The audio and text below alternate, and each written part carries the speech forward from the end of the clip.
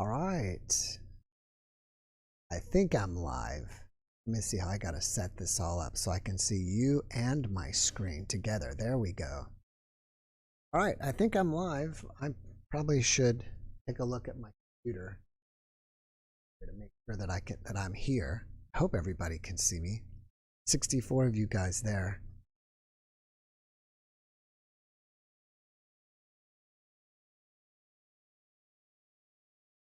There's an ad playing, so maybe I am here. Yep. Hello, hello. So I see some yeses. Yeah, I am live. Great. All right. So hello, everybody. Happy Saturday to you. And if you're on the other side of the planet, happy Sunday to you. It's been a busy week, and I was a little later than I expected to be, as I put a note in there that I had to take my son to this high school dance this evening. So I was running a little bit late. If you didn't see that, that's why I'm late. But it's been a good week, and if you guys remember CA that popped in last Saturday, that she popped in and we talked, and then she said she had an NDE. I recorded it this morning, so that should be up for you guys Monday evening. And I have a nice NDE for you for tomorrow evening as well. So I hope you all are doing well. I don't want to show you, but I also bought my Halloween costume today. So next Saturday is the Halloween stream. And I even got here in my hand a remote viewing thing. I'm not going to tell you what it is, but I've got something next week. There she is. I see Christiana. See, it says C.A. Knubel. She was there. We recorded with her this morning. So it's on my desk. The remote viewing object is here. And I picked up my costume today. It took me a while to figure out what I was going to get. I went to the Spirit Halloween store. If you don't know what those are, it's just kind of like they pop up every year, probably September sometime, you know, and they're full of costumes. So I finally got my costume ready for next Saturday night. It's costume optional. If you want to just even pop in and say hello, you just show us your costume. That way you don't really have to, share your experience. If you don't feel comfortable, then you can do that as well. But I do have it there, and so that's pretty cool. Let me see if I can do something here. See if I can adjust this so it'll show JeffMara podcast at the top. That'll be like that. And I can see on my other computer screen here.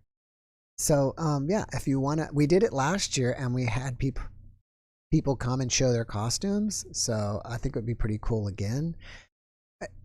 If it was up to me, I would say, okay, only ghost stories. But, sometimes I have trouble just getting people here in the first place. So ghost stories or not, you can come in and talk about anything. But maybe when we get bigger and we have like 1,000 people or 5,000 people here during the live stream, then we can say, okay, ghost stories are only. Because I'd like this to be at some point where there's so many people trying to get on a Saturday night that unfortunately I just can't get everybody in. I think that would be amazing. And if you've ever watched a live stream with like thousands of people in it, it's pretty amazing. Like right now there's 105 people, but if you go to like some of the videos, some of the video game streamers get like 10 and 20, 30,000 people watching live, someone gaming. And the chat is just flying by like that, and you type something and it probably scrolls past you in seconds, probably 5 seconds, and it's gone. So it's pretty amazing when they have it that packed. So it'd be really cool if we get it that packed, and we just have so many people. It's like they're just lined up. That's our goal here. And we hit 50,000 this week. So thank you guys so much for subscribing. I really appreciate that. And what else is new? I started working on our merch, and because we talked a little bit about that, yes, at the very end of the stream, and I was telling you guys that maybe we'll do pajamas, maybe we'll do a mug, maybe we'll do t-shirts, and so I started working with that, trying to set up a Shopify store and kind of getting that all set up. It's just a lot of little things that takes time, setting up the store, then finding the products, then getting some artwork together, then linking it all together. And the cool thing now is with YouTube, once I finally set up the merch store, it'll like, you'll see like, I'm only going to sell a few things because I don't know what people are going to want, but it'll like maybe display the products under the video. And like, if you look at the tab, if you like go to my homepage tab, it says like videos, channels, and different things. And one of them will be store. So I hope to find some cool stuff that you guys would like.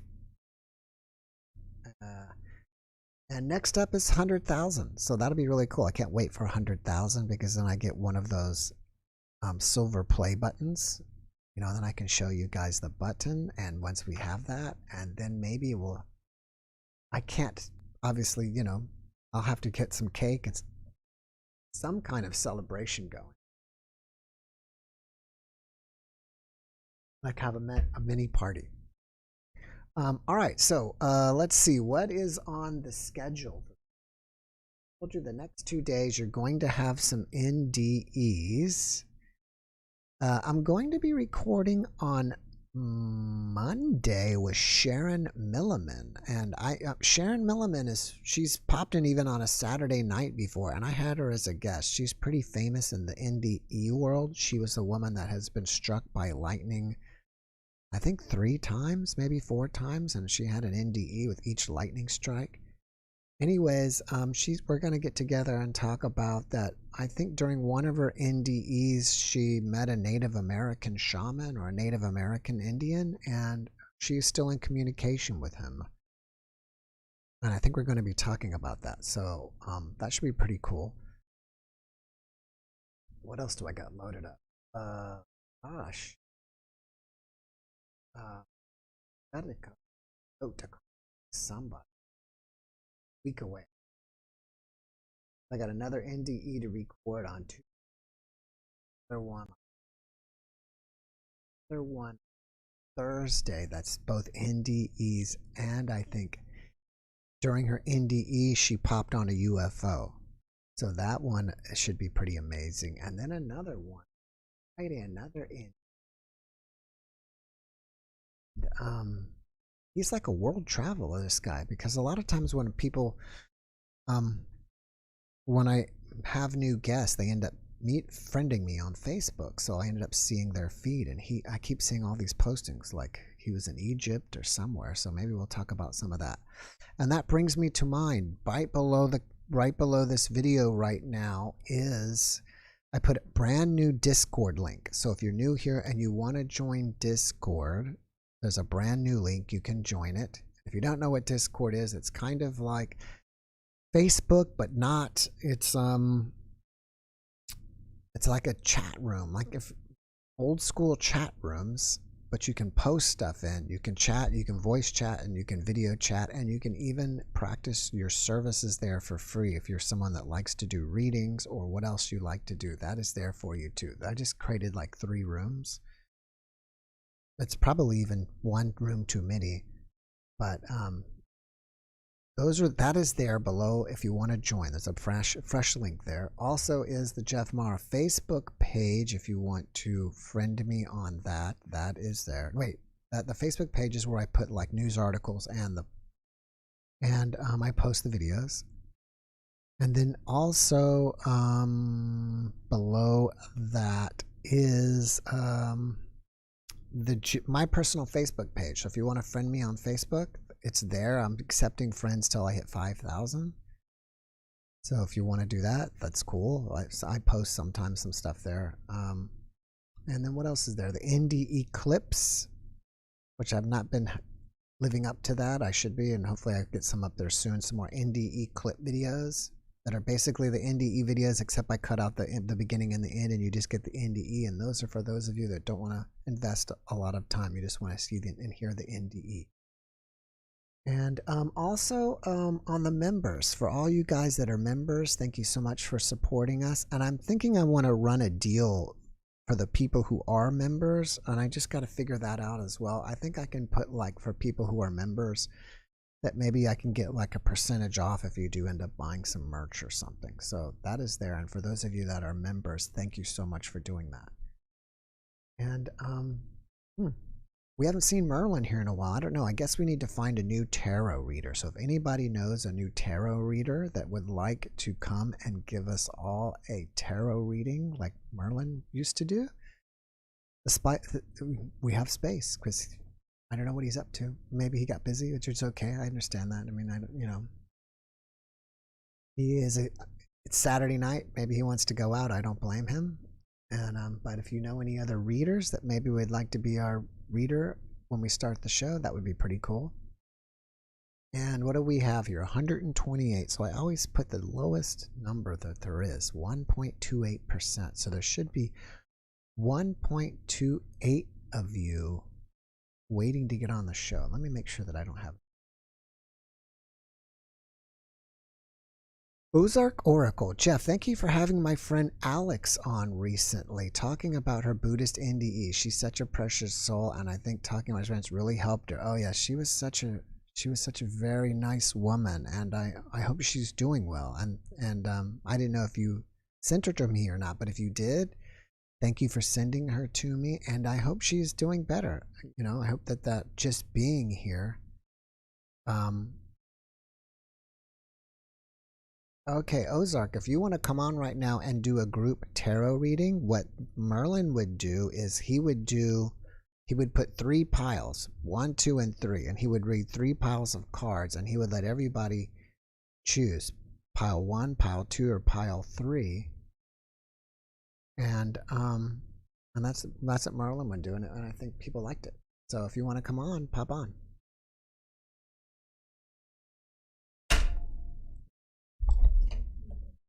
Okay. So yeah, that's with that. Let me see while we're waiting. Let's see what else.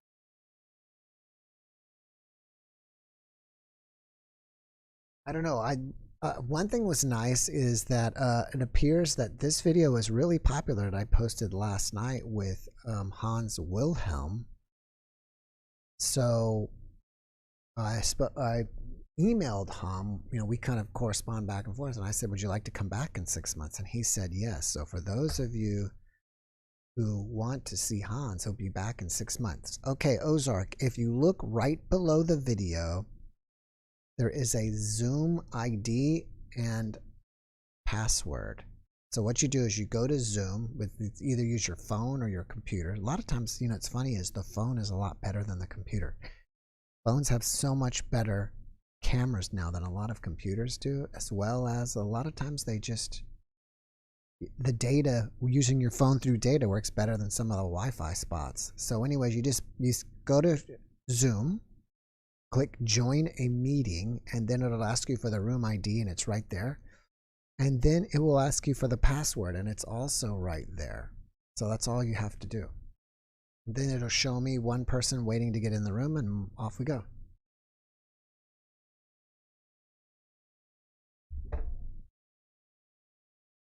And the coolest thing about doing this and getting to the level that I'm at now is I'm getting solicited so much where it's making it even easier for me, where I think it's great, and I'd like to have it where it's just people solicit me so much to get on the podcast that I have it booked out like months in advance. It would be amazing. But like even a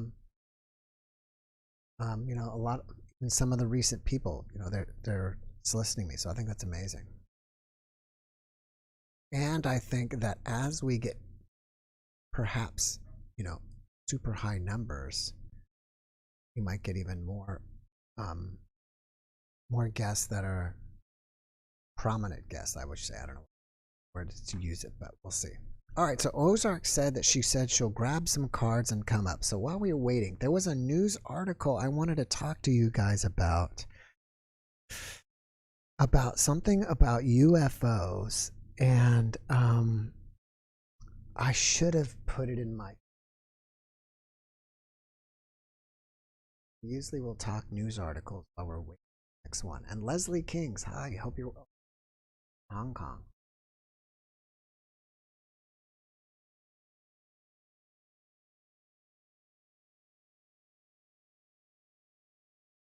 This thing, something interesting.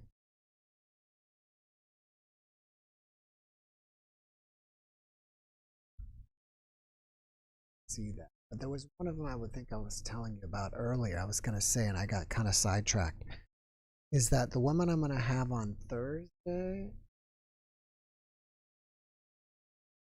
Yeah, I think that she was going to be my second guest who, during their NDE, wound up on a UFO. I had one a long time ago, and I don't know if you guys have been around that long, but maybe minimum 1 year ago, maybe even a year and a half ago, maybe even 2 years ago. The lady was on a, during her NDE, I think she was even talking to God up on the other side in light or in the light or something.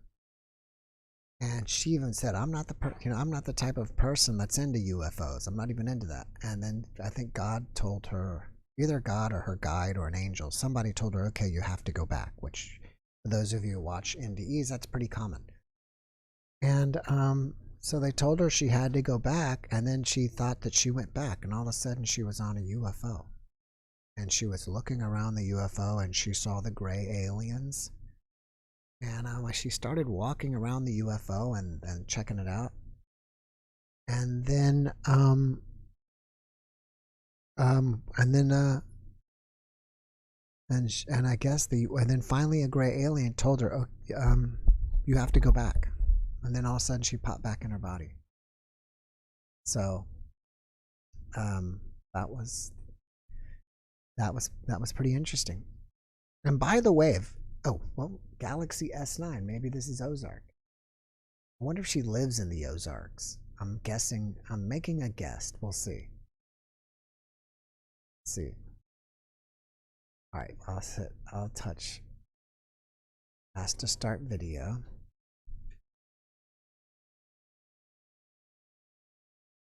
We'll see if we can get on.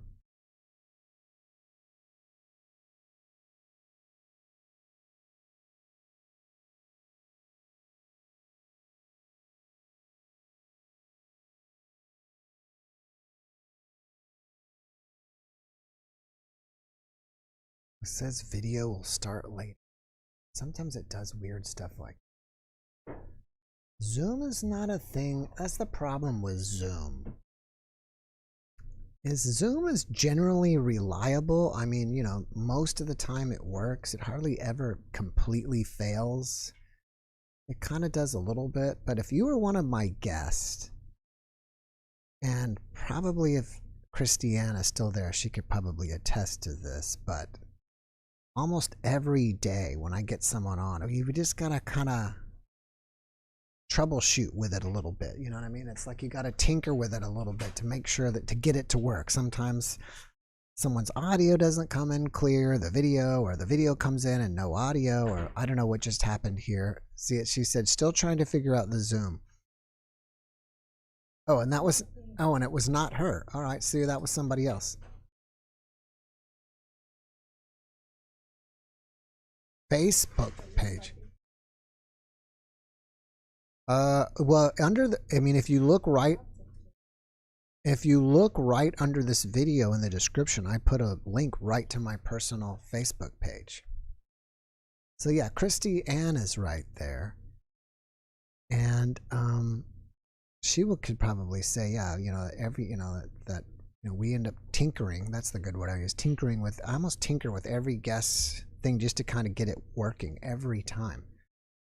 And it happens with this. So I hope that they make Zoom a little more reliable at some point.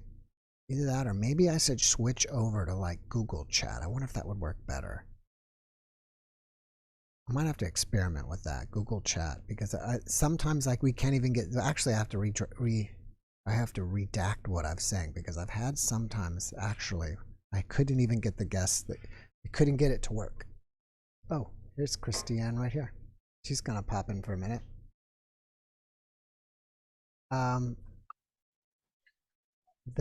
We had to go to either Facebook or there. Hey, CA.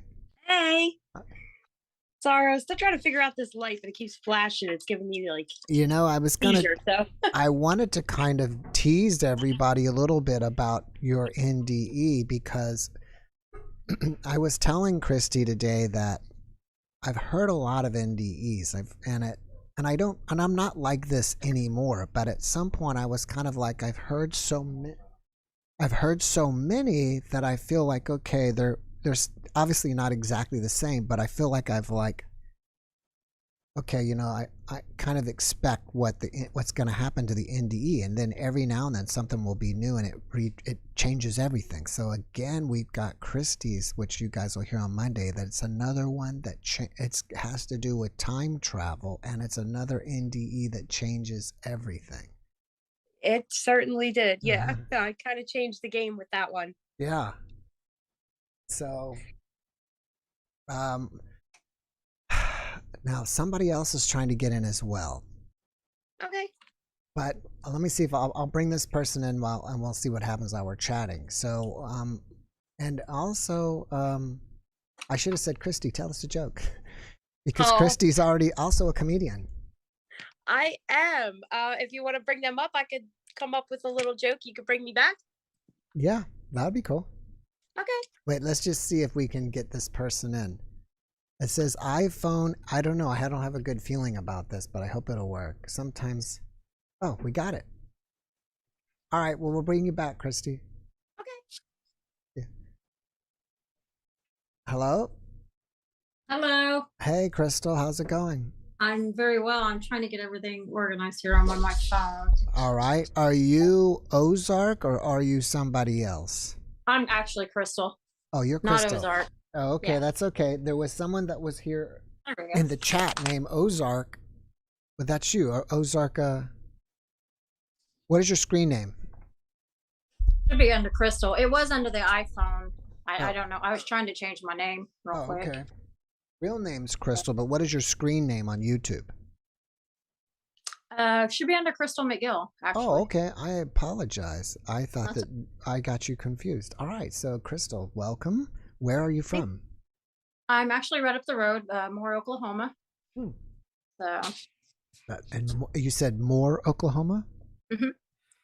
Yep. Is that in my geology or geography? I guess it's geography of Oklahoma is not very good. Where is that in Oklahoma? It's actually just kind of right in the center of Oklahoma. I mean, cool. About 30 miles south of Oklahoma City. Nice. How do you like it there? It's okay. I'm south of Moore, so you know, my hometown is Norman, Oklahoma. Mm-hmm. So that's, I mean, it's just like 5 minutes from Norman, so I'm really comfortable in the area. So I like it. That's it's awesome. Busy, but yeah. That's great. All right. Thank you. Well, what do you have to share with us? Well, so where do I start? So you've had a couple guests that come on with the DMT stuff. Mm-hmm. I did. I actually did it because I had PTSD. Mm-hmm. I don't know if you're familiar with CPTSD. No, I'm not. What is that? I believe it stands for complex. I can't remember if it's complex or consistent. Basically, it's from 0 to 18 years of age. It's like a constant PTSD events throughout those years, you know, throughout that period of time. Mm-hmm. So anyways, I had that, and you know, just life happened to me, I guess you might say. Yeah, it happens to us all. And yeah, we don't have to go just my story. Yeah, we don't have to go into the details of that, but I want to know is, did the DMT help you? Oh, 100%. I went with the intention, I guess you give an intention.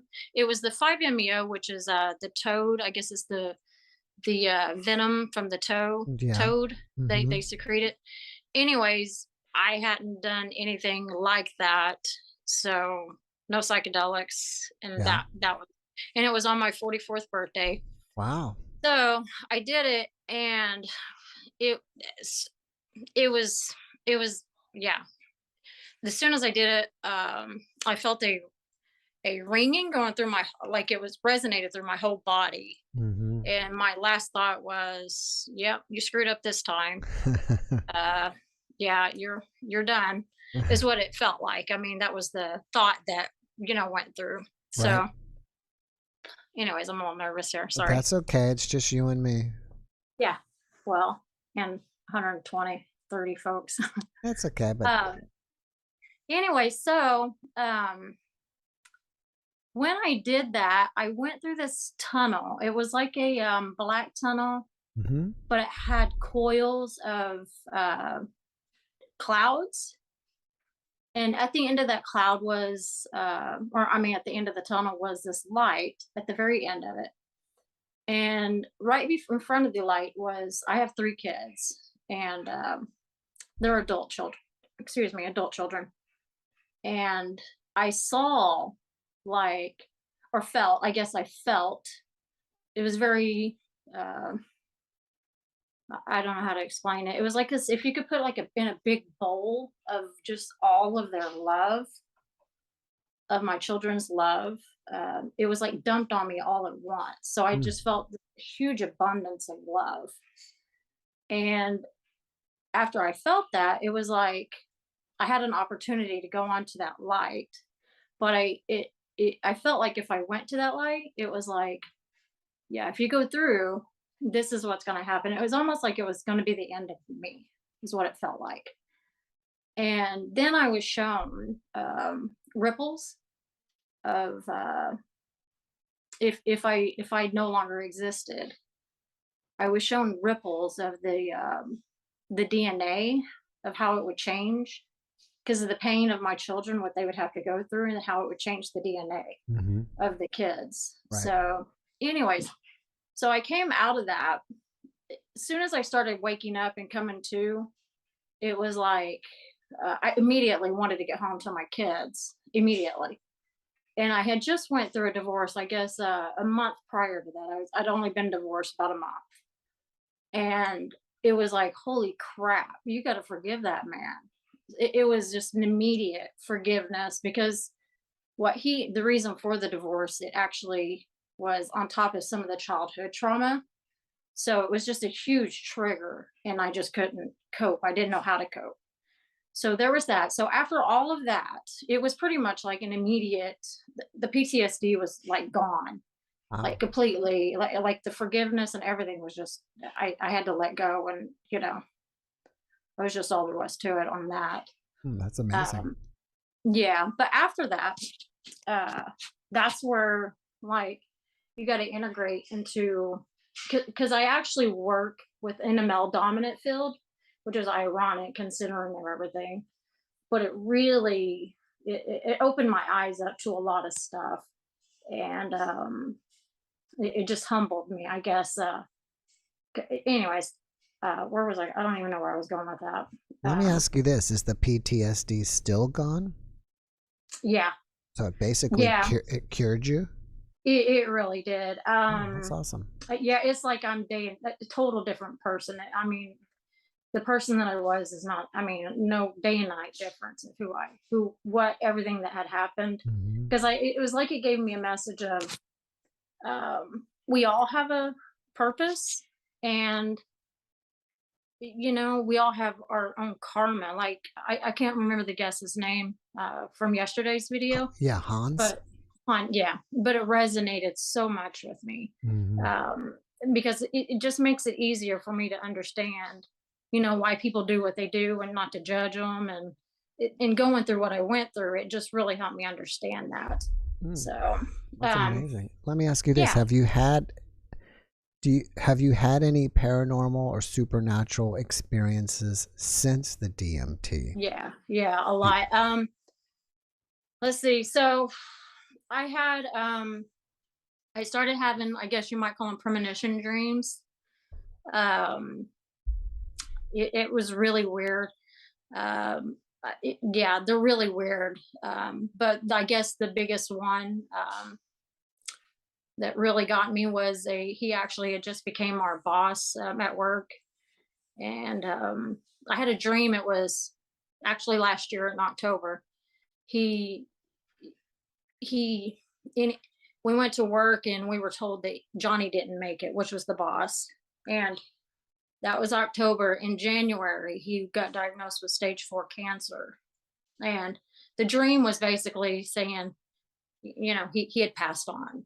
Hmm. So I was kind of going, do you tell him? do you not tell him? Because that's just one of those things. Because I'd had, you know, some other dreams that had came through when I just felt obligated, I guess, to tell him. And sure enough, he passed probably a couple months ago. So, Hmm. anyways, that was that was hard. That's a So, tough call. I mean, how, you know, you yeah. think you'd want to try to inspire someone that they're going to make it.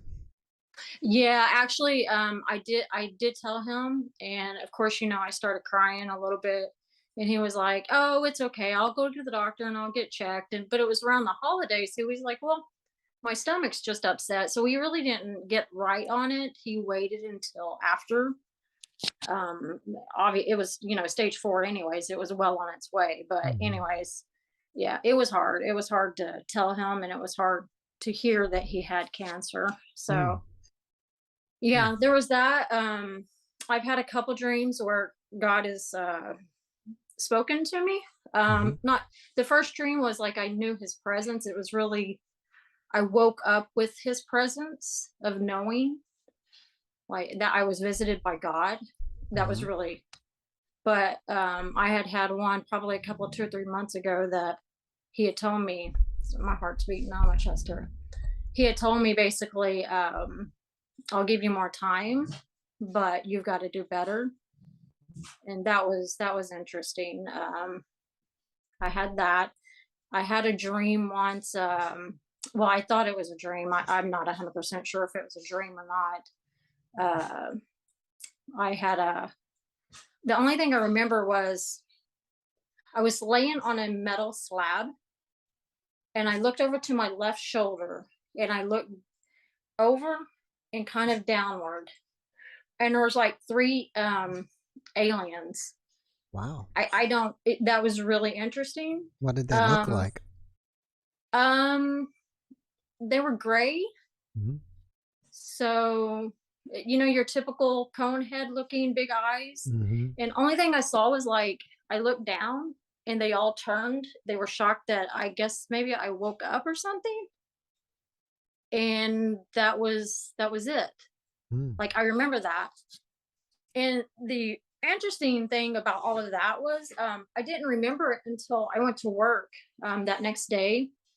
And where I work, um, there I work by military uh, base, and there was a uh, uh, what do you call that?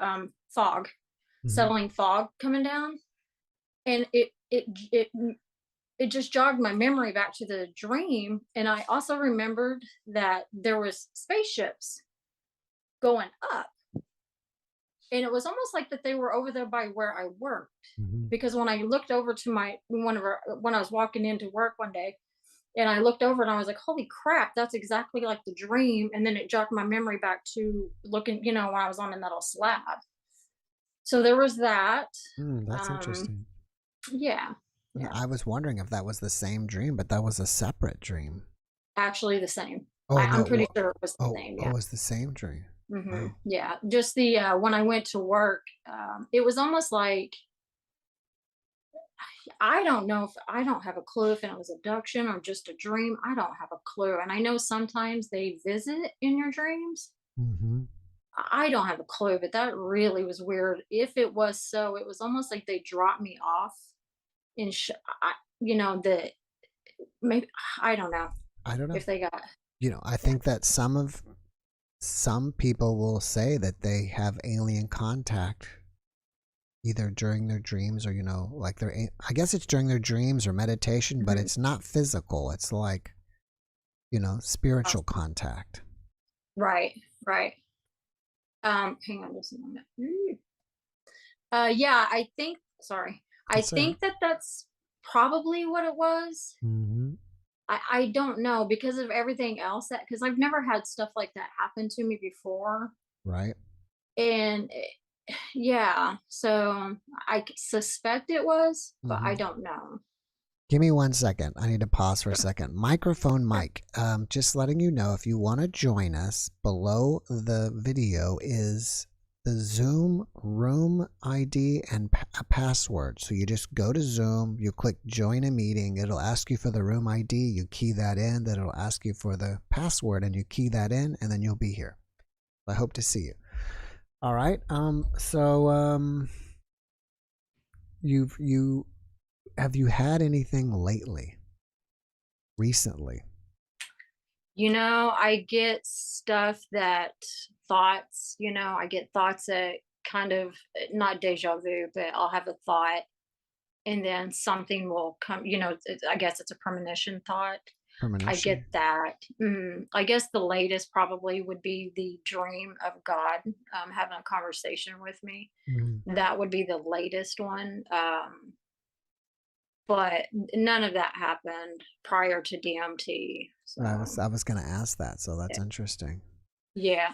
I just want to say, I'm sorry to interrupt you. I just want to say to everybody, I'm not promoting the use of DMT. Yeah. I'm just Not at all. I'm just curious about your experience. Yeah. I will say my son, he is 25 years old. I don't keep anything from my kids and I don't promote it. Mm-hmm. I just share my experiences and just to stay honest and true to my kids, just to keep that open relationship with them. Mm-hmm. He had actually asked me, he was like, "Hey mom, have you ever heard of DMT?" And I was like, "Yeah." And I was like, "Why are you asking?" And he's like straight and narrow. He doesn't drink. He doesn't do any drugs or anything like that. But he had told me, I was like, "Why are you asking that?" He says, "Well, because I want to know what my life purpose is." And I'm like, "Well, I don't suggest that." Mm-hmm. I mean, because it's so, if you're not ready for it, it's life altering. Like I feel people's energy so much that it gets me lightheaded and I just feel waves coming on me. Mm-hmm. That it took a long time to adjust to that, and sometimes I still have issues with it. So you appear to have more of a profound experience. A lot of the ones that I hear, usually they see, amazing colors and maybe they'll see machine elves or who knows what, and that wasn't me. I read about a I guess it was online. I read a news article that they did a study and they had like 100 guys or so, or 100 people all take DMT. Yeah. And the amazing thing was that a lot of them, if not all of them, all saw like aliens or something, and they all saw the same thing, which is really remarkable. Oh, that's interesting. Yeah. But then they said some of the people it actually gave them PTSD. It was like the thing was so, out there for them, it kind of messed them up. I definitely could see that because like I said, the dark tunnel that I went through, it was driving at night was so hard for me because the dark clouds that I saw in between those clouds it was almost like stars. Mm-hmm. But it wasn't stars. It was like almost everybody's light, their soul. And I left this part out, but whenever I went through that, it was like those lights, those stars. Mm-hmm. It was like I felt everybody's pain all at once, and all that everybody gave me, and all of my pain, or all of the everything I'd done to everybody else. It was like I felt it all at once. Like a life review. Like yes, really it was. Yeah. Life review. Yeah. And that right there was actually that part in the visit, or seeing what my kids and what I personally meant to them. That was the life altering. I became a vegetarian. Mm-hmm. Because I'm not 100% sure the animals weren't included in that pain. Right. So yeah, it was definitely life altering for sure. I didn't see any colors or anything like that. It was just, very interesting. It's interesting that you brought up vegetarianism. I wonder if anybody's done any research, and basically all you have to do is just ask, a survey really. How many people become vegetarian after their NDE? That would be a good stat to ask. I should have asked PMH Atwater. I wonder if she knows that stat, but that would be a good stat, you know. Yeah. If you don't, one last question here, if you don't mind me asking a personal question. After your experience, and I feel like you forgave your ex-husband. Yeah. How did your relationship with him evolve after that? I mean, even though if you're still exes, but did it get better? Yeah, it really did. Ironically, it all happened in 2020. He went through his own awakening as well. It took me a long time to be able to trust him to talk about the experience. But we're able to talk about it definitely, and on such a bigger scale than we ever have been able to talk. So cool. We're friends for sure. So that's awesome. That's great. Yeah. All right, Crystal. Well, thank you so much for coming and sharing with us. No problem. I appreciate that. If you have something new happen, pop back in on a Saturday night and let us know what's going on. Tell us about the new stuff that's happening. Thank you again, and have a great rest of your weekend. Yeah, you do the same. Thank you. Have a good night. You too. All right, bye. Bye-bye. Okay, so for those of you that were trying to get in, I'm not sure why you're having trouble, but usually all you have to do, again, is you just go to Zoom and you click join a meeting, and it'll ask you for the room ID, and then you just key that in, and then you have to key in the password. It'll ask you that, and the password is case sensitive, so it's got to be caps where there's caps and not where there's not.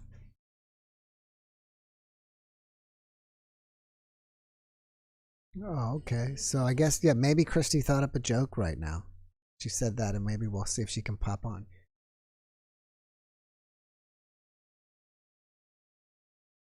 Okay. So yeah, she is also a comedian, and we were talking today that I think she does, besides her NDE, I don't know what you would say, the comic circuit. She does it like twice a month, so that's pretty cool. It would be pretty cool. I don't know what her jokes are, but it would be pretty interesting if, you could make a whole act up about NDEs and this kind of stuff. For the older people in there like me, I don't know if you remember there was a comedian from a long time ago named Swami Byandananda.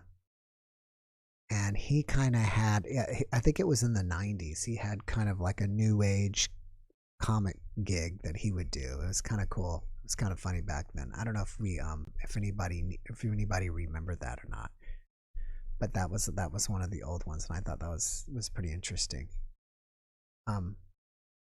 So anyways, what else? I was going to talk about something, and I kind of it fell through the cracks here. What was I going to talk about? So anyways, Mary Marine, or is it Marinem? I'm hoping I'm saying that properly. Marinem, thank you very much for that. Super thanks. Really appreciate it. And it's a person laughing. And what's a ribs burger? I don't know what that is either. And Ozark is here. So Ozark made it. Great. Maybe we can get Ozark to give us all a reading. So if you are ready for a reading, I think we're going to get it. We're going to get it done here. Ask to start video. Let's see. Okay, it's connecting to audio, so we're waiting for you to connect. I'll put this up. Whoops, upside down. Waiting for your audio to sync. Are you there? Can you hear me? Yes, I can. Welcome. Oh my gosh, that's amazing. Yeah. So I was saying while you were trying to get in, I wonder if she's from the Ozarks. Do you live in? I am. I actually live in Southwest Missouri. Okay. And I work in Northwest Arkansas. Oh, wow. So you work like in Bentonville or where? No, actually Eureka Springs. Oh, wow. That's amazing. It's a tourist town. I don't know if anybody's heard of it, but it's... I I know. I have heard of it, and I heard they have a big, or they, I don't know about big, but I've heard they even have a UFO conference there once a year. They do. Of course, everybody's heard of it. What am I thinking? They do have the big UFO conference every year.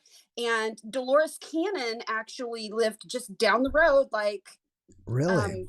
12 minutes or something from here. That's amazing. I didn't know she lived there. I wonder if her daughter She still did. lives there. She did. And it, oh yes, her daughter, I think, still lives around. And actually we have people in our store. My sister owns a metaphysical shop here. Oh, that's and amazing.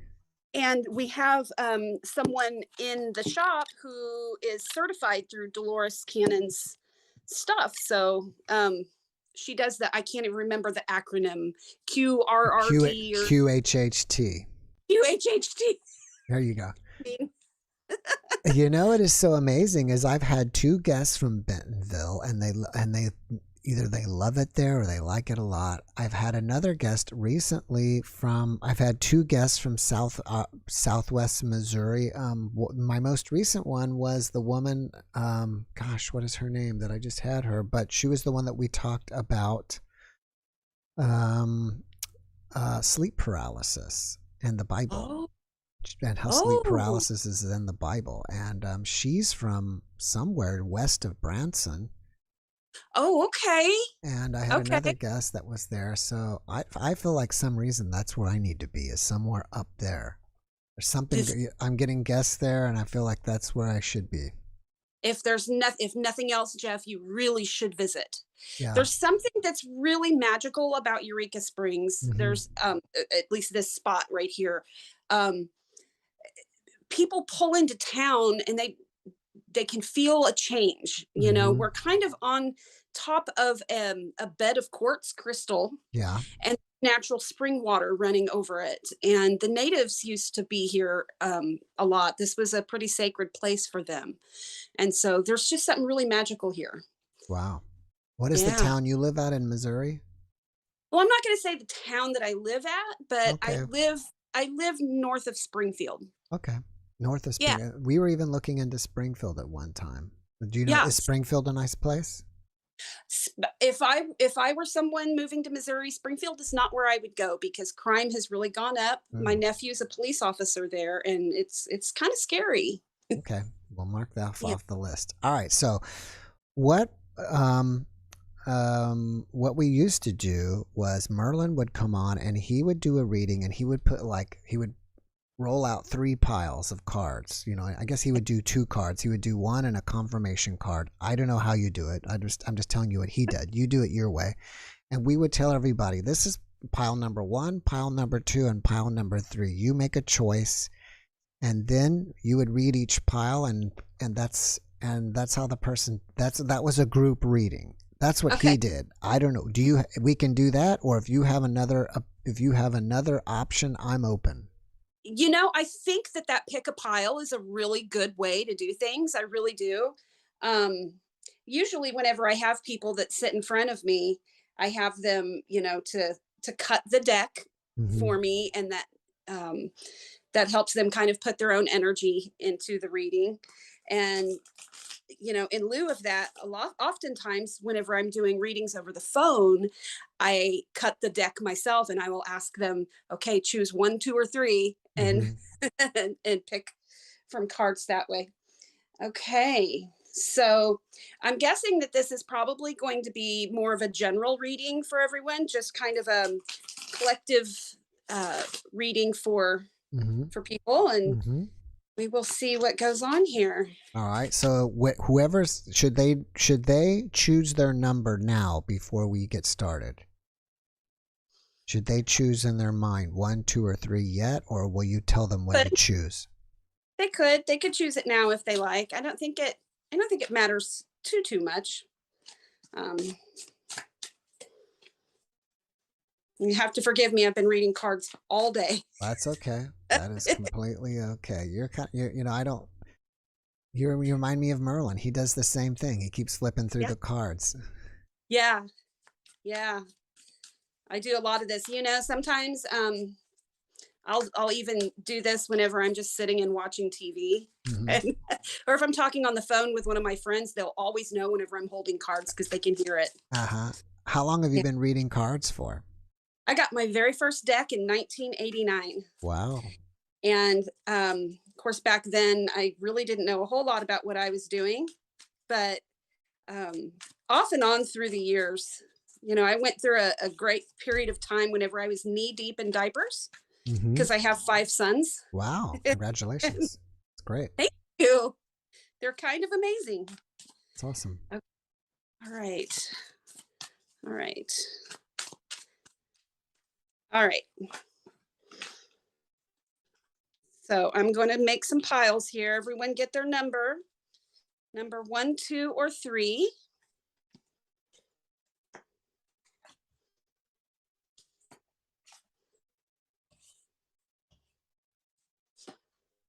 Okay.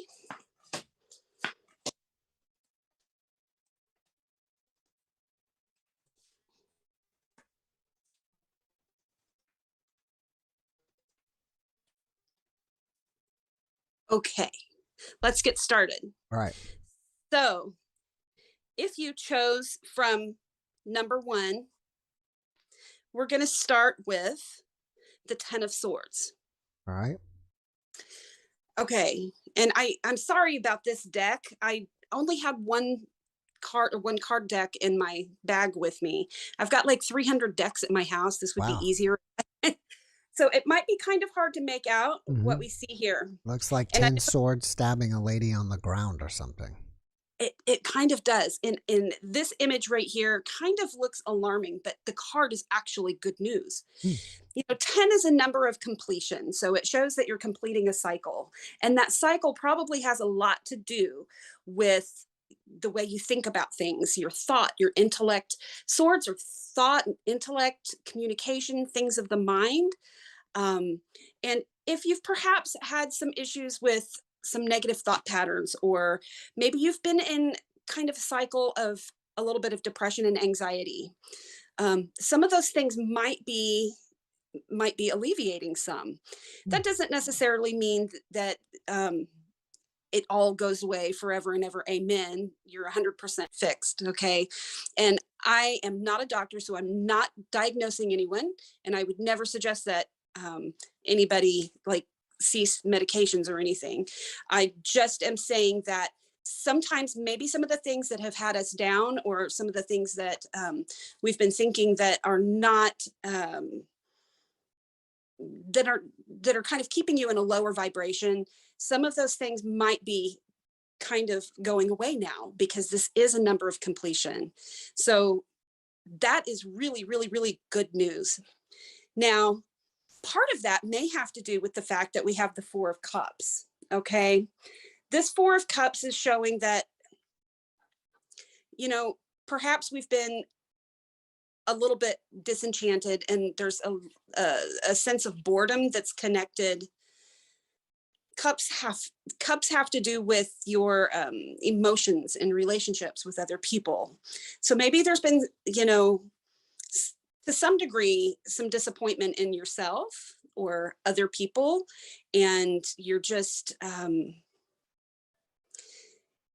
waiting for something else to happen, and waiting for the next thing, and your focus has been shifted.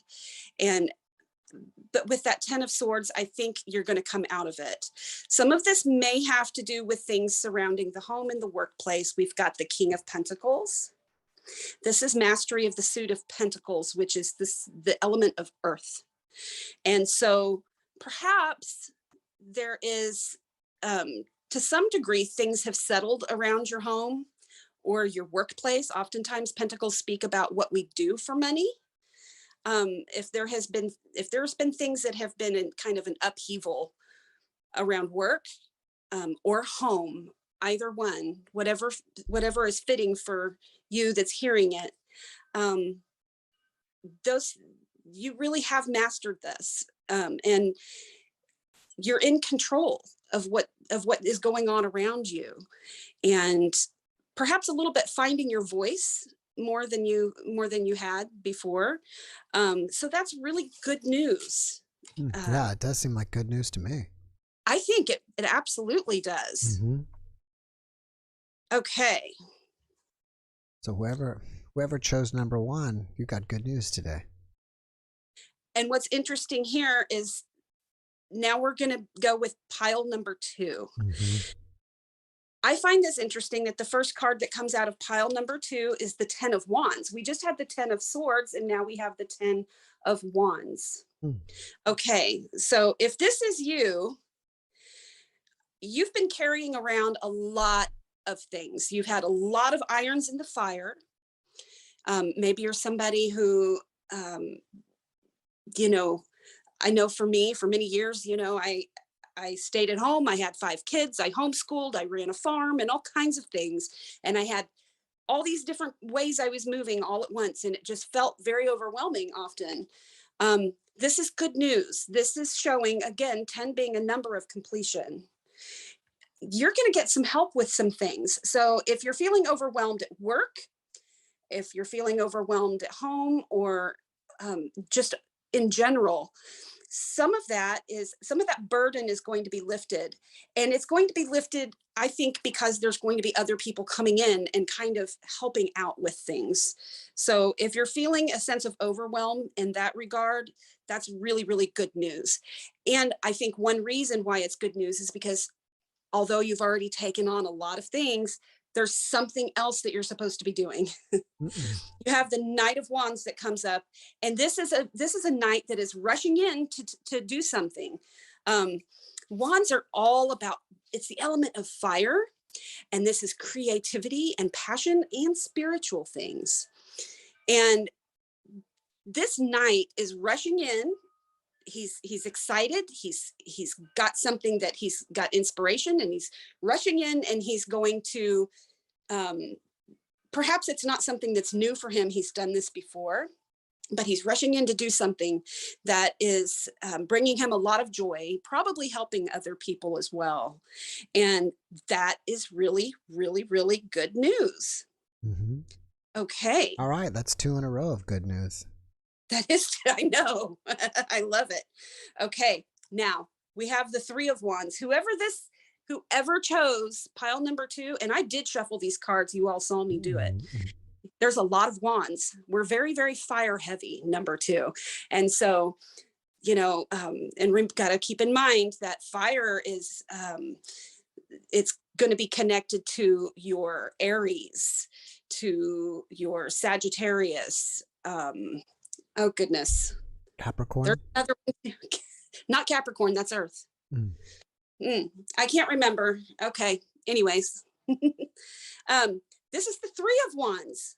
So there's something that perhaps you have put out into the universe that you're calling to you. If you're manifesting things and you've been waiting on something to happen.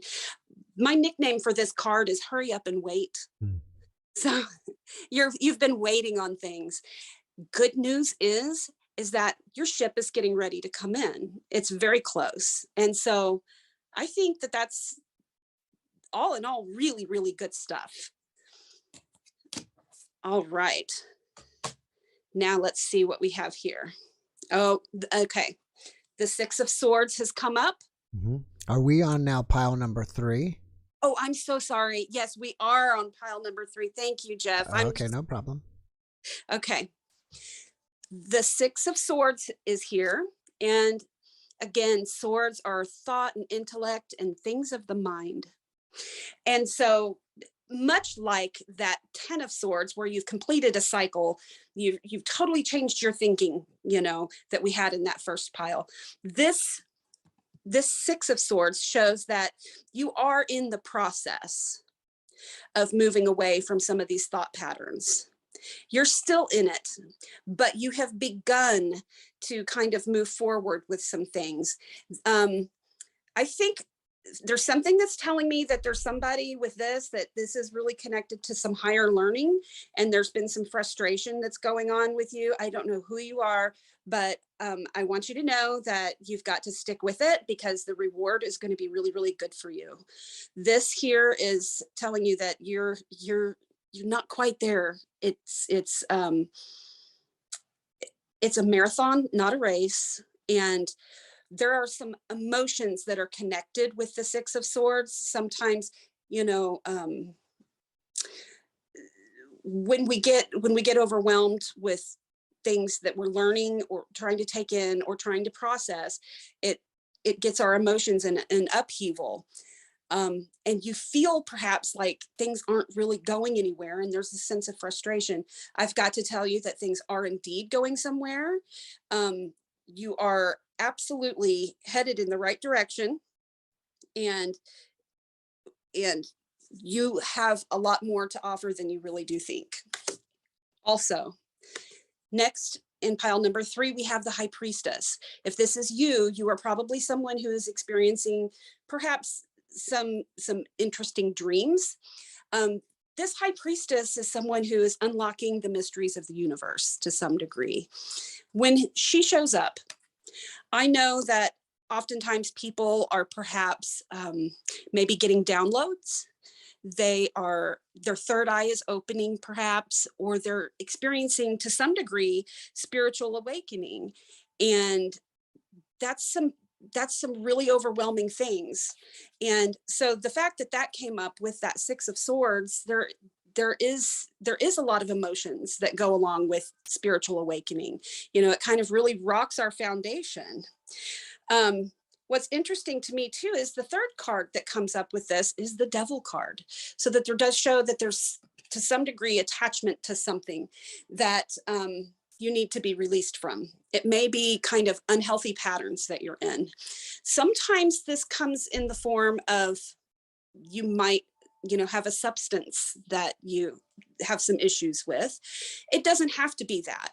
This can be you're attached to an idea of an outcome, or, you know, you're kind of in a self-imposed prison and not allowing yourself to move forward because of fear, perhaps. There's a lot of different things that can mean, but the Devil is not a bad card. You know, oftentimes we watch television or movies and we see tarot represented there. And without fail, they show this mysterious looking woman. I mean, so I don't think I'm that scary or mysterious, but and she's flipping cards, and you get the Death card and the Devil card, and they play this eerie music. And then what follows is they write it in the storyline, in the script. It's their narrative then that they're going to write somebody off of the script here. So we've got someone that's going to die because of the Death card, or, you know, somebody's going to get possessed by the devil because of the Devil card. And I'm going to tell you that is not what any of those things mean. So there are no bad cards in tarot. Look, that's great. Yeah. Ozark, you did an amazing reading. Thank you so much for coming and doing this for us. If people want to find out more or get their own personal one from you, how do they do that? Okay, well, you can find me on Facebook. You can go to Ozark Oracle on Facebook. You can find me on Instagram, Ozark Oracle. Also on YouTube, Ozark Oracle. Also, you can look up Oracle and Sage in Eureka Springs, Arkansas. Cool. And we do phone readings, or you can, better than that, come in and see me, because I really, really love having people sitting in front of me to connect with. And when they give me permission, give me a hug. So, you know.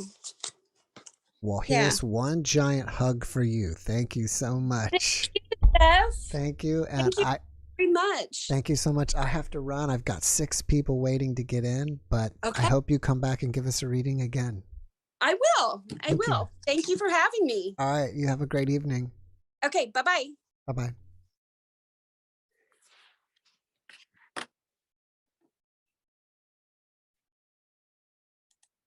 Here's one giant hug. All right. Before I bring in, is Christiane still here? Nope, she's not there. She's not there. Okay, well, yeah, she's not there. It's okay. Maybe we'll catch her back in a little bit. I'm gonna admit Leonard, and while Leonard's coming, I've got to catch up on. Oh, I had a bad feeling that I should have known better. Hey, on Jeff. That. Hello. Give me 1 second. I lost you. I lost you myself. Okay. There you are. I I hear just you. heard I you say just you have 6 people waiting. yes, and you're up, Leonard. You are ready to rock. Okay, well, I got a quick story Mm-hmm. that I thought would be fun to share. All right, welcome back. Nice to see you again. Yeah, it's nice to see you.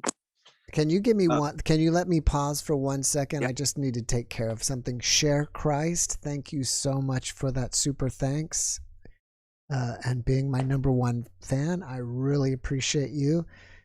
And I'll have to catch Amber Legere. Thank you so much for that super thanks. I'll have to come back and catch these. If I do it, it messes everything up. So I'll get back to those as soon as I can. All right, Leonard. So tell us what happened. Okay, several years ago, as I was sitting in bed, and I was having a lot of spiritual things happen at this time, like mostly really powerful dreams. And I was sitting there, and I kind of looked at the ceiling, and this vision happened, and Now you weren't kind of asleep like yet. You were laying I in wasn't bed, but asleep. you weren't No, asleep. Were you just I about to go to wasn't asleep. sleep, or you just woke up? I think I was just hanging out. Okay.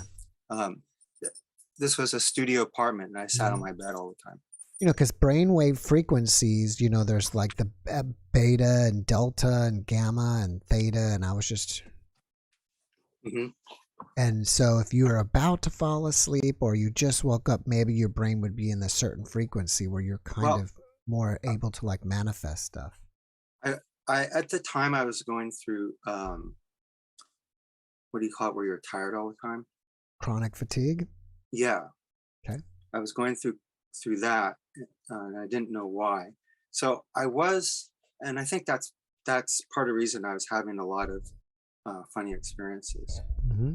But so it could be related. I felt like I was kind of in between spaces a lot, close to death a lot. Wow. Yeah.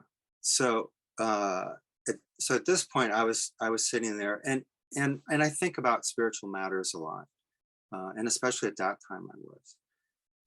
And I looked at my ceiling, and this vision came, and I don't recall ever having something like this while I was awake before, but it happened. And I was looking at the ceiling, and it was like this image came, and it was really, really crisp, like vector graphics crisp, and like the old computer games. And I saw this sphere, translucent sphere. So I saw like the edge of it. Like an orb? Yeah. But translucent? Well, I guess the orbs are kind of translucent anyways. Yeah. Well, I mean, translucent or even transparent, but I could see the edge of it. Mm-hmm. And it was really big, and I was looking from the inside. So it seemed like maybe it was stretching over the earth. Okay. And then it moved, or my perspective moved, and I kind of was looking. Well, I was looking at it, and I saw this wave of blackness coming over it, like a sea of blackness. So it seemed like it was really big, like I took it to be the earth, like it was the atmosphere above the earth. And this wave of blackness came. So like there was darkness moving over the earth, like a bad sign. Yeah, I mean, not exactly. Yeah, I mean, I didn't necessarily take it as bad, but it was black. It was a like a black forest or something. Okay. Completely liquid black. And then I got a little closer, and I saw coming over the top of that a sea of liquid light. And it looked like the liquid light was contending with it, like they were contending for control of the earth, or at least the liquid light was maybe trying to moderate the liquid black. Mm-hmm. And then it zoomed in, and when it zoomed in, I saw that the liquid black, it wasn't liquid, it was thousands of demons. So it was dark energy. It was, yeah. So you were right. And they were fighting with like any kind of weapon you would imagine, medieval weapons, probably even modern weapons. I don't remember for sure, but just and claws and teeth and then what they were fighting was they were rushing over the earth, but above them was the sea of liquid light was angels, and they were made of light, and they were fighting the demons. And when I looked at the angels to see what they were fighting with, I knew what they were fighting with. I knew their weapon was love, but I couldn't see it because my mind couldn't grasp how can you fight with that. So that was one of my experiences where I really began to understand that there's a spiritual reality, and then your mind translates it into something that a brain can understand. But I couldn't come up. My brain couldn't come up with anything. Well, do you think it's possible there's really a spiritual world going on out there in the ethers or in the other realms? Angels fighting demons? I absolutely do. And because it wasn't just like, oh, I'm seeing something. It was a spiritual experience for me, meaning it had another feeling beyond just that. I don't have things like that pop up in front of my eyes normally. So that was extraordinary, but also I could tell there was something real about it. And I was wondering, like, how do the angels, how are they defending themselves? You can't parry with love when something's trying to stab you or something. So, but what I took from that was there really is a battle for the earth, and of these two forces. And that was it. I saw it, and then I was left to wonder about what was that. But yeah. Oh, nothing. Oh, I absolutely believe in forces. I've seen angels. I've seen demons. I told you about my experience of visiting heaven. Right. So yeah, absolutely. I do believe there's that contest. At the same time, at a higher level, I believe it's kind of a game. It's at times a very serious game, but it's a game built by the highest God, the highest entity. Yeah, I mean, I think some of my guests have spoken about that there is like a spiritual war going on out there. Even some of the UFO guests, I think, have talked about that there are UFO wars going on out there. Good aliens versus bad aliens, which some people may perceive as demons. Or maybe they're perceiving demons as aliens. Yeah. Yeah. Well, Leonard, thank you coming on and sharing with us. I really appreciate you. Thanks for coming back. Don't be a stranger. I have to run. I've got 5 people waiting, but thank you again and have a great weekend. Thanks, Jeff. You too. All right. Take care. Thanks. Bye. Bye-bye. All right. Who is up next? I'm just going in order. Mark McMahon. I think is it... Well, how do I pronounce that? McMahon. Hope I'm not butchering that. And what he made me...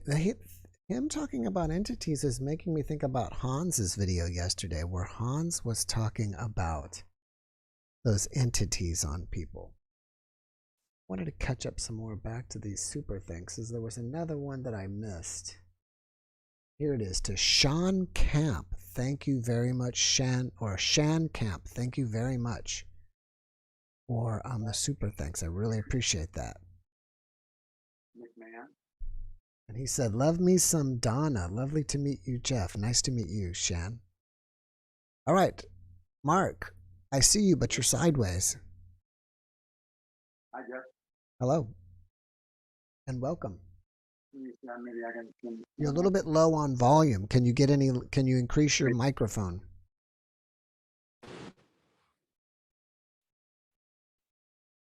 Uh-oh, he froze. Hi, Jeff. Can you hear me? Now I can hear you good. You're just Okay, cool. Thank you. Your video feed is frozen. I'm sorry, I can't quite hear you yet. Let me see if I can turn my sound up. Okay, go ahead. I was saying that your video feed is frozen. You're frozen in time. I don't know why that is. Are you using your Wi-Fi or are you on your phone or your computer? How's that? Okay, I got you. Everything but just you're sitting sideways. But I can handle you being sideways. That's okay. But you might want to try turning your phone. I'm sorry. It's okay.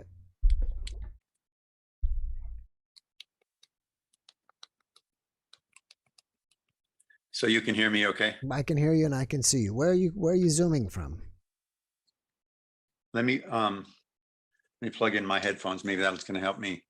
Make you hear me? Okay. Sorry for all this. No problem. That's okay. That is what we have. You know, this is the system. This is Zoom, and this is the way it goes. So you know, the way it goes, the way it goes. Can you hear me? Here now? I am. I can hear you now. All right, great. So where are you coming in from? I'm coming in from Puerto Peñasco, Mexico. It's south of. It's kind of like Arizona's beach. It's about an hour south of Arizona, at the tip of the Gulf of California. So you're an expat living down there, yes? No, I'm just down here for a couple of weeks. I'm actually from Tucson, Arizona, a couple hours away, and I have friends down here, so I come down and stay for periods of time. How do you like it down there? It's gorgeous. This time of year is beautiful. The weather is just beautiful, and the water is warm enough to swim, and I just love it. Love it. Would you say, what do they call that there? The Gulf of California? Yes. Are you in the Gulf of California where you're swimming? Exactly, like way up at the top, at the very top of the northern tip of the Gulf. Oh, that's awesome. I've never been there. Probably be a nice place to visit. Yes. Cool. So I just wanted to acknowledge you for all the spiritual gains and growth that I've gotten from watching your shows. I mean, I don't miss this. I don't miss a one these days. And it's just like, I've gotten so many, there've been some that really touched me, and I always get at least one or two really good zingers, like that really hit me hard. And so I really appreciate that. That's great. I mean, I think I've said before, but one of the things about this podcast for me that I haven't expected is it's almost been my own personal spiritual journey, having these conversations with all these guests every day. So I'm kind of, I know I'm along the journey with you guys. And you get to ask your own personal questions. That's the amazing thing. Well, that would be cool for me. That would be awesome for me to be able to ask a personal question to all these. Right. But to tell you honestly, a lot of my questions aren't really, I mean, they're questions that are either I'm curious about, or maybe they're questions that hopefully the guests will say something that, because I want to bring value to all you guys that watch every day, because you guys come every day and watch every day. So I feel like a responsibility to try to bring you value. So I try to also ask questions that will help the guests give information that's valuable. And that's, I don't really, and I don't mean this in a negative way, or I don't mean to be mean or anything. I'm just trying to say I don't really ask personal questions about me. I don't know if you were saying that or not, or not. Well, I guess personal. You're curious. You're personally. You have a curiosity about something. Not maybe not too personal, but you have a personal interest in something. So, but you're right. I mean, you know, it's amazing, and it's great to hear that feedback that these are helping you personally. I mean, that's what's so great about this podcast, is that I didn't even know I would be helping so many people by doing this. Well, I have a ton of stories related to death. All right. I haven't had a specific near-death experience, but I've had people come to me from the grave And I had my own brush with death where I came home from Indonesia in a wheelchair. Wow. Let me ask you this. When people, you said people come to you from the grave, are you saying that you see them as a ghost, or you hear them in your, you know, like, what do they call that? I don't know why I can't remember that word, but you know, you hear them, or how do you communicate with them? A couple of different ways. Sort of I had a brother-in-law who I was on a trip, and my brother-in-law showed up in a hotel room, and he was in the bathroom next to my bed. And I didn't see him, but I noticed this really deep, rich green color of the bathroom tiles. And then I just sensed him there. And I said, oh, wow, Kevin's here. What is he doing here? And why is he in the bathroom? And then we proceeded to have this telepathic conversation that really had a big impact on me. And I had another experience. So previous to that, I had an experience that I later reinterpreted. My father had passed away, and I was driving home from work a couple weeks after he died.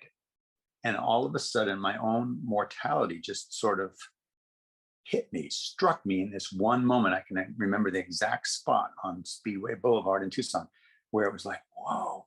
And it wasn't about him losing him. It was more about my mortality. Like, wow, I'm going to die too. And in that same moment, I said, I'm going to take 6 months off to do what I love. And that was to travel and take pictures. And a date just hit me at the same time. It's like November 1st, 1999. I'm leaving. Mm-hmm. And it wasn't an idea. It just hit me. It's just like, boom, you're doing it. I'm doing it, you know? And then between the time that I set the date and the time the date came around, instead of taking 6 months off, I ended up selling my dental practice, selling a trademark I had on the name SmileWorks, and selling an infomercial I had produced about cosmetic dentistry. And all 3 separate deals were signed and sealed on the same day, November 1st. And so amazing. Sounds like it was synchronicity, perhaps. Yes, big time. And so I ended up instead of taking 6 months, I took off and I drove from Tucson all the way to the southern tip of South America. Spent 2.5 years on the road. And then I had a lot of experiences on that trip too. Did you just get in the car by yourself and start driving? Yeah, so I did a little bit more than get in the car. I did some research, and I got an old pickup old Toyota, which was good for driving and good for easy repairs. And this was back in 1999, and I got some guidebooks because it was really before Google Maps and stuff. So I just knew I was headed south, and I wanted to get all the way to the tip of South America. So kind of, yeah, I just jumped in a truck. That's amazing. Yeah. Once you were done, did you just sell the truck and fly back? Well, the truck was actually got to a border town that's where my brother-in-law the story I told you about earlier, where my brother-in-law came to visit me. I was in a border town in between Peru and Chile, and I had flown back from there to Tucson for the holidays, and I parked my car in a garage. And while I was there is when my brother-in-law passed away. And so when I finally got back to my truck, it had been stolen. And so I had to come to a plan B, and I ended up buying an old Toyota Land Cruiser and finished the trip in that. Yeah. Tell us about what happened to you when you went to Indonesia and you came back in a wheelchair. Well, I had climbed a few volcanoes in not real technical climbing, just like a day climb or sometimes one of them was a 2-day climb. And so I was interested in climbing volcanoes. I went to Bangkok for a seminar, and then I went to the island of Java, which is, I went to Bali and then I went to Java, and I climbed 2 volcanoes in 2 days. And I was under a lot of stress because I was getting up at one of them. Woke up at midnight to get to this trailhead to get to the top of the volcano by sunrise.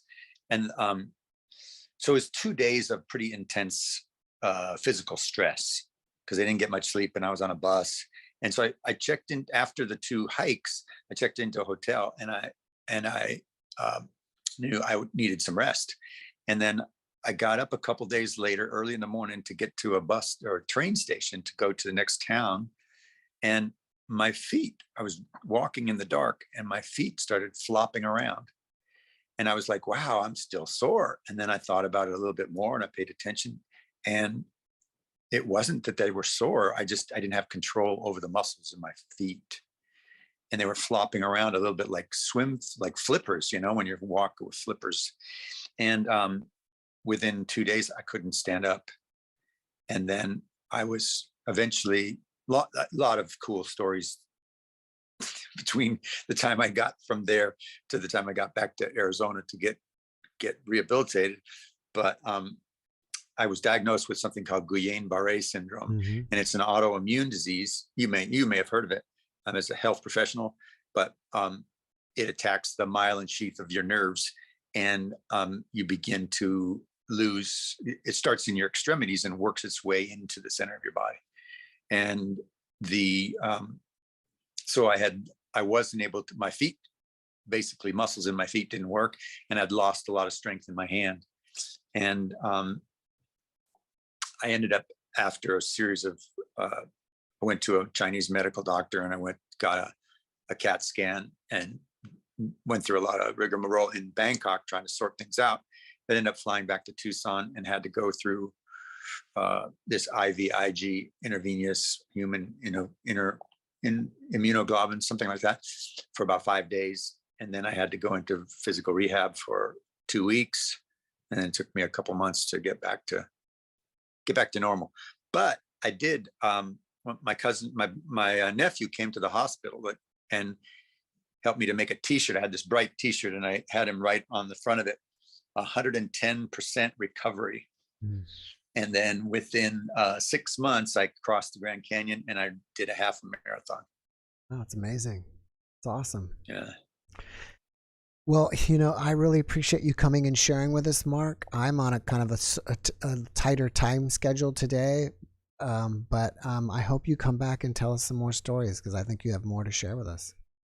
I do. I'd love to chat some more. All right. And thank you very much. Once again, thank you very much for helping me to come out of the spiritual, come out of my spiritual closet, so to speak. I really appreciate it. Yeah. Well, you're welcome. Thank you. And all right. I'm here every Saturday. All right. Thank you, sir. All right. Take care. All right. Bye-bye. Bye-bye. All righty. We got to keep moving along. Vanessa is here. Now, Vanessa was a previous guest, and we talked about her NDE. And she messaged me, and we were going to talk about to travel and take pictures. And a date just hit me at the same time. If you can hear me, Vanessa, mute the YouTube. I'm leaving. And it wasn't an idea. And Angela, thank you so much for that super thanks. I really appreciate it. Hi, Jeff. Hey, what's going on? Hi.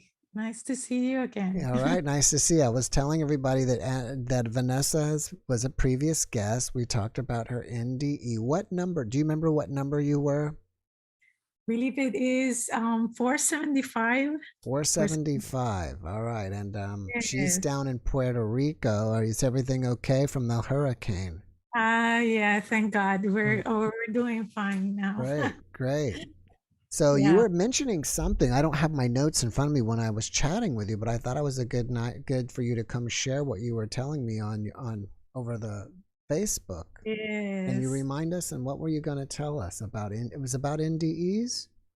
Well, yeah. Well, I said that I'm always, I always watch your podcast. Thank you. And analyze and like to analyze the information, because you've helped so many of us, right, understand our individual journeys, and listening to other people talking about, talking about their experiences certainly helps us understand even more.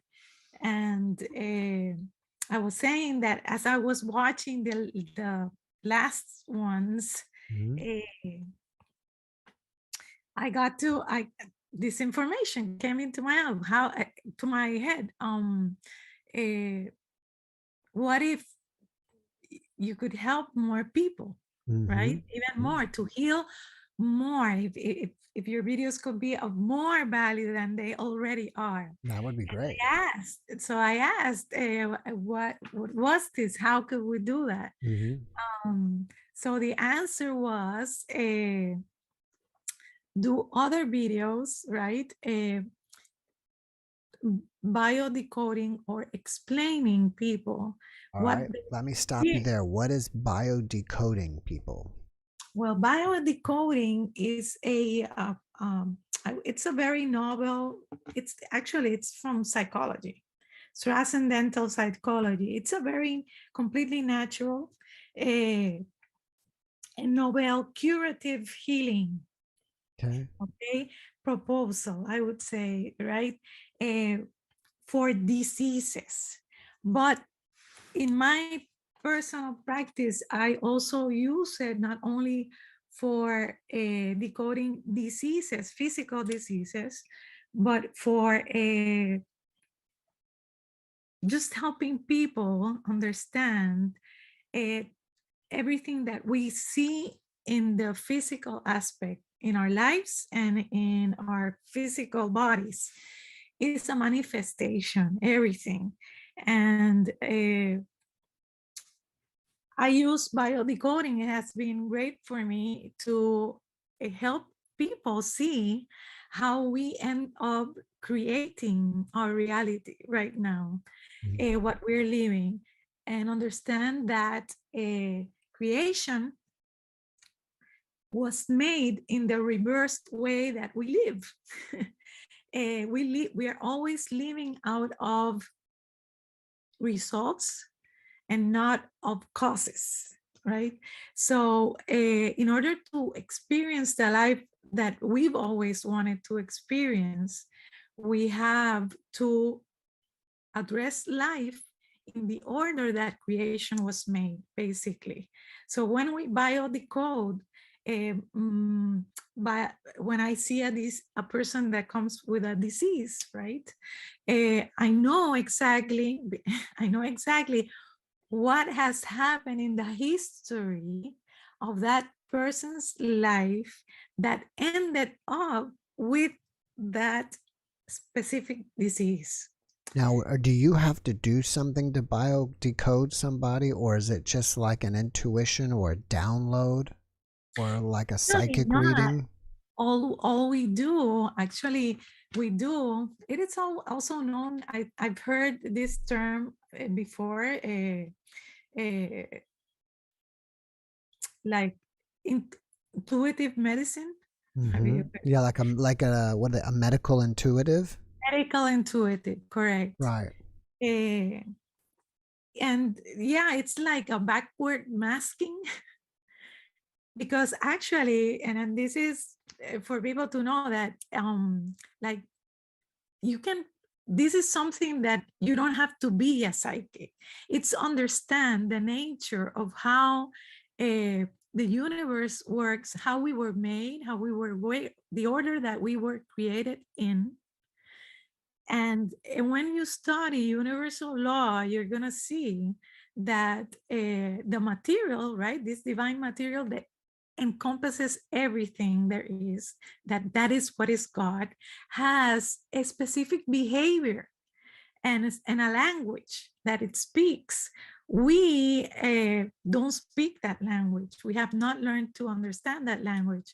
But truly, when we do bio-decoding and we do this, we just go back to history in order we go back to that person's life, right?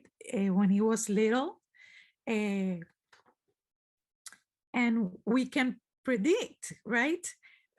From a energetic perspective, because when we study the human body as truly we are made, not the physical aspect only, but we study the chakras, the chakra system, we're gonna see that emotional trauma, right? Emotional trauma that we accumulate through the years since our childhood. And when I say trauma, it doesn't have to be that you experienced a big thing in your life, okay? Everybody experiences life in a very different way, depending on the needs that we brought, okay? We have needs, each one of us, to different levels. So we are gonna experience our experiences in different ways, although they are the same experiences, perhaps, but lead them to a different emotional level. And they create traumas.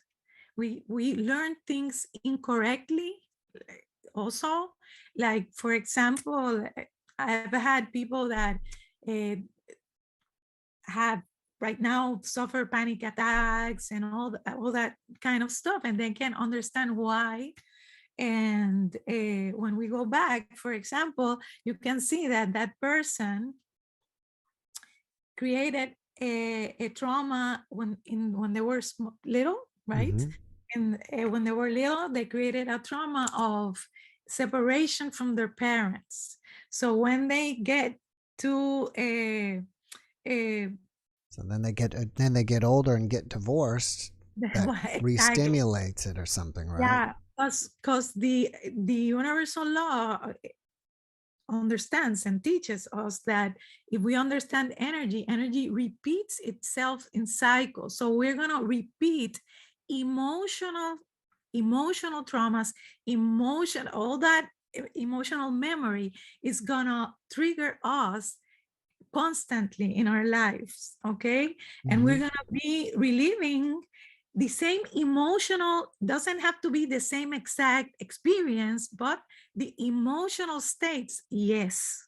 Let me ask you this. Do you practice this or do you teach how to do this? Both of them. Both of them.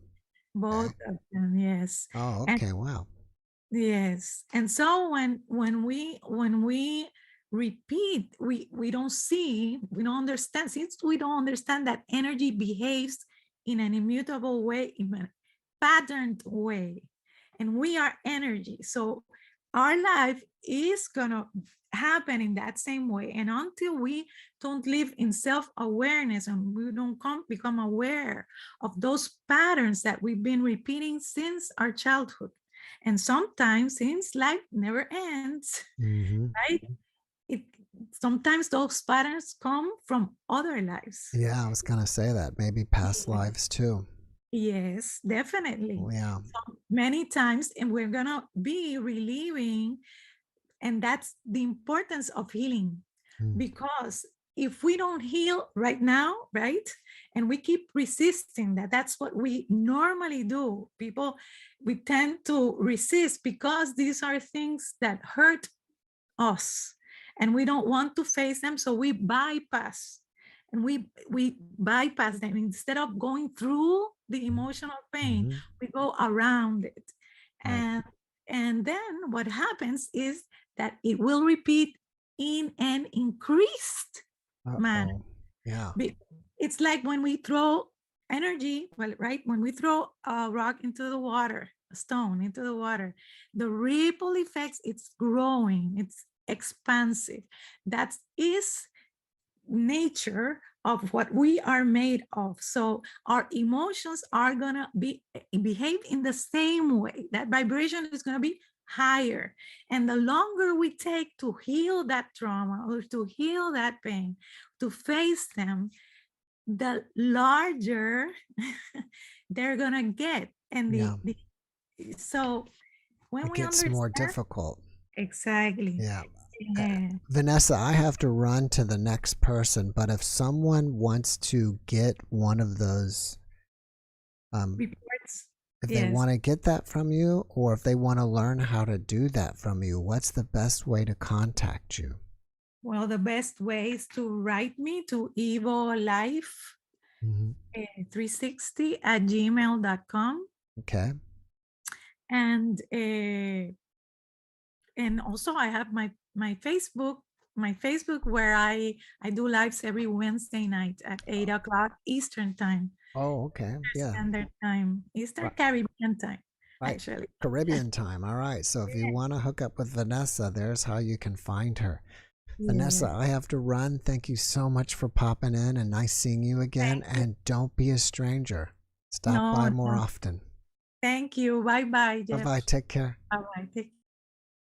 All right. Up next is our longest and most dedicated contributor, Mr. Cake.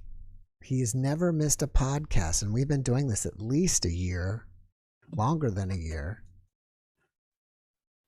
And there he darling, is. how are you? It's wonderful to see you again. Welcome love back. The audience. Love you all. We love God you bless too. everyone. God bless you. And what is the latest news from Mother and Father? And he's frozen. Okay, and I think that you're back. Yeah, they're teaching me all the time, and I think the big message is that they really, really do love you, and they really, really want to get into your life in every single thing. And there's a right way of doing things. So the wrong way is, hey, we can do it on our own. We don't need God. We're going to solve it on our own. We're going to do it on our own. The right way is say, hey, God, help us do this, because that's the correct way. They want to be part of the solution, and they've got all the answers. They know everything about us. I'm in these conversations with, Mother. Let me stop there. They are very loving. Let's backtrack, because we may have some people that are new tonight. So you might want to go back and explain who Mother and Father is. All right. We're going to explain everything here. We've got to break it down. So my life was destroyed. My dad filed down my teeth 18 years ago, and I've been in a vicious downward spiral, and nobody was helping. Everyone that should have been, they told me, we're trying to get people to help you, but everyone has free will, so we can't force people to do what's right. So at a certain point, they said, we're going to step in. We're going to do it. We're going to get your life back, because we tried to get other people to help you, and it wasn't working. So they stepped in. They increased all my gifts, like my juggling, my dancing, I can just go up to people and just start. I can talk to dogs. I love talking to dogs. They're wonderful. Like, they just want to be loved. Like, that's really what it is. Like, everything is energy. So you were a chiropractor, and I walked by chiropractor places, and I could sense, I go, there's healing going on there. There is healing going on there. And there's other places I go, that is not loving. That place is not love. They need blessings. And that's what I do. I bless. And it's kind of like, our thoughts. Our thoughts, deeds, actions, intentions are what blesses something. So when you do something out of love, like your show, you're blessing people. Go ahead, Jeff. Well, we have been talking the last couple of weeks about the possibility of you going home. Is there an update on that? Yeah, so they said don't get into the details of it, but my father's not totally on board. He's listening, but he's not totally on board. My mother is very resistant. My sister is not. She's not talking. I haven't talked to my brother, but they're telling me he's more open-minded, but he lives in Vancouver and we're in Duluth, so it's a long ways away. But they said they will. They said even if my family, they'd rather have them on board. They want everyone on board. Right. They want everyone on God's love train. They want everyone. But if they don't get on board, they will get someone else. They said we need to get you a loving support system of people that say, hey, we got your back. We love you. What do you need? What do you need? I'm looking forward to the day when we live stream together and you're home. Yeah. I think that'll be I would say amazing. home is it's where your heart is. That's what I say. Home is Right. where your heart is. Are you now? Stephen also puts up videos, and have you put up any new videos lately? Yes, I put up not too much humor though. But Doing comedy. juggling, a little dancing. Yes, I prayed to God, make me Jeff Goldblum for a day, just one day, please. But they put me on a tour, a dinosaur tour. It didn't go too well. The lawyers didn't get out of it too well, but yes. Marine. I think I'm doing too much comedy. Marine Mama 62 says, "I can't believe how good Stephen looks. I always pray for him." Thank you. I appreciate the prayers, and it really does help. And they from and they want to help. They want to help you with every little thing. Like even like I was, yeah, they want to help you with just small stuff. Like they said, don't get into like details, but like let's say you got a small little problem, just say, hey, God, can you help me with this? They want to help.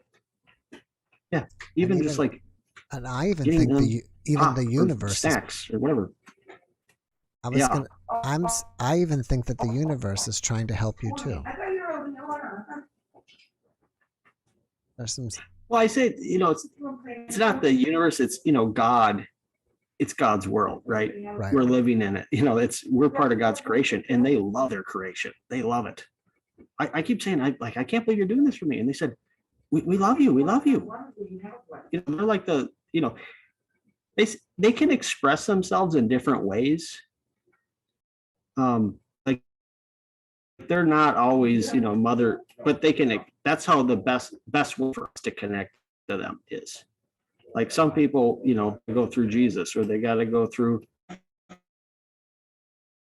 but it's like the higher power. That's who you're going to. So the loving higher power, because there's no healing without love. Yes. Yeah, we need that. Did you like what the guest said in the video?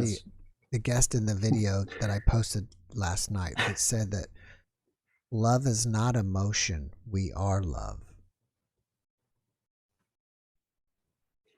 Well, if you're on board with God's will, then you're on board with love.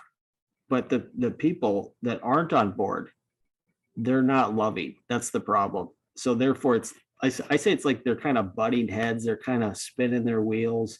Like we need everyone on board with loving, caring, kindness.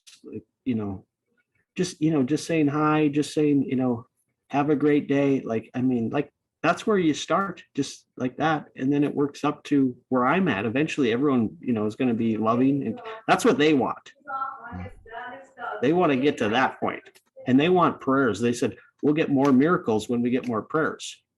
That's how it works. It's kind of like they're working with us. Is Monique still with you? Yeah, this is interesting that I can talk to spirits too.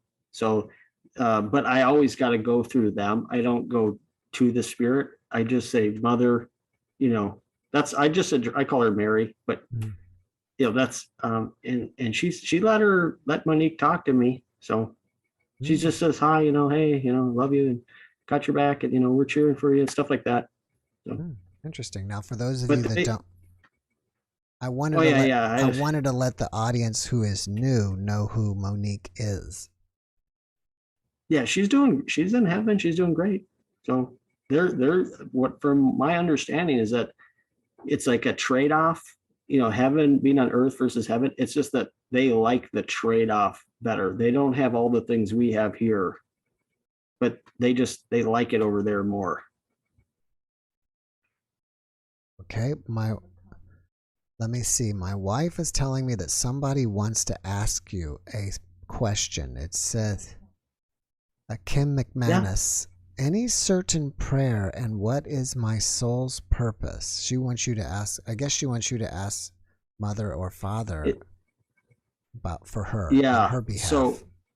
So it's kind of like, it's like what God wants is everyone to become more spiritual, more loving, more kind. And what they want you to do is pray to them, because they want thanks. They want to give you stuff, but they also want thanks. So people just want stuff without the thanks, like the spoiled brat. So what they want you to do is pray.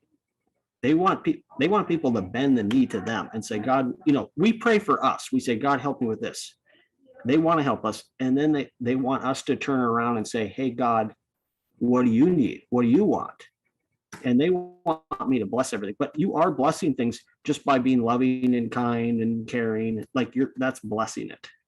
That's making it better. So that's what they want. Mm-hmm. That's the general.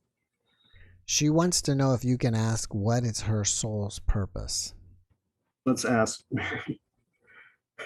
She says I should only talk generalities on the show. If I'm talking to the person, I could. But we're just doing a general message for people here. Mm-hmm. So, but you can always, they want to help you. That's the number one key, because they stepped into my life and they said, we want to help you. And yeah, I can say this, God is really good at comedy, because last night I was just laughing. I was on the golf course today, and we're just having so much fun out there. It's just me and God. We're having so much fun. It's like a back and forth banter with your best friend. Do you live near a golf And I'm course? playing really good now, really good. Because you've mentioned playing golf before. Is that somewhere close to you, or? Yeah, it's Inger Park golf course. That's great. Yeah, they. What I do is it's not regular golf. I call it golf therapy. Uh-huh. So nothing is forced. In therapy, you don't force anything. And God's my caddy.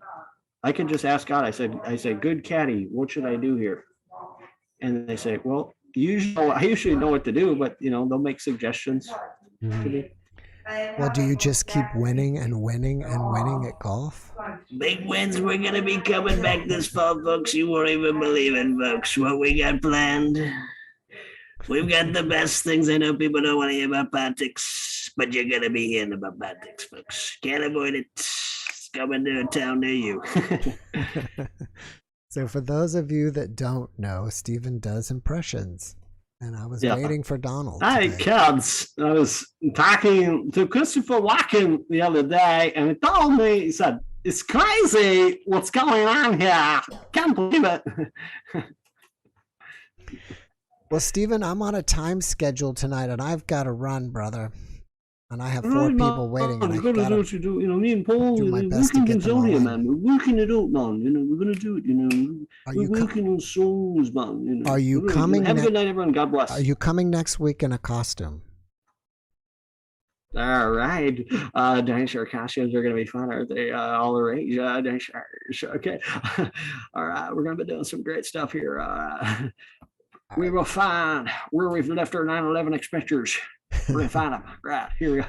God bless everyone. Have a good night. God bless you. Good night. Bye. All right. Michael Williams. We'll get Michael and see what he's up to.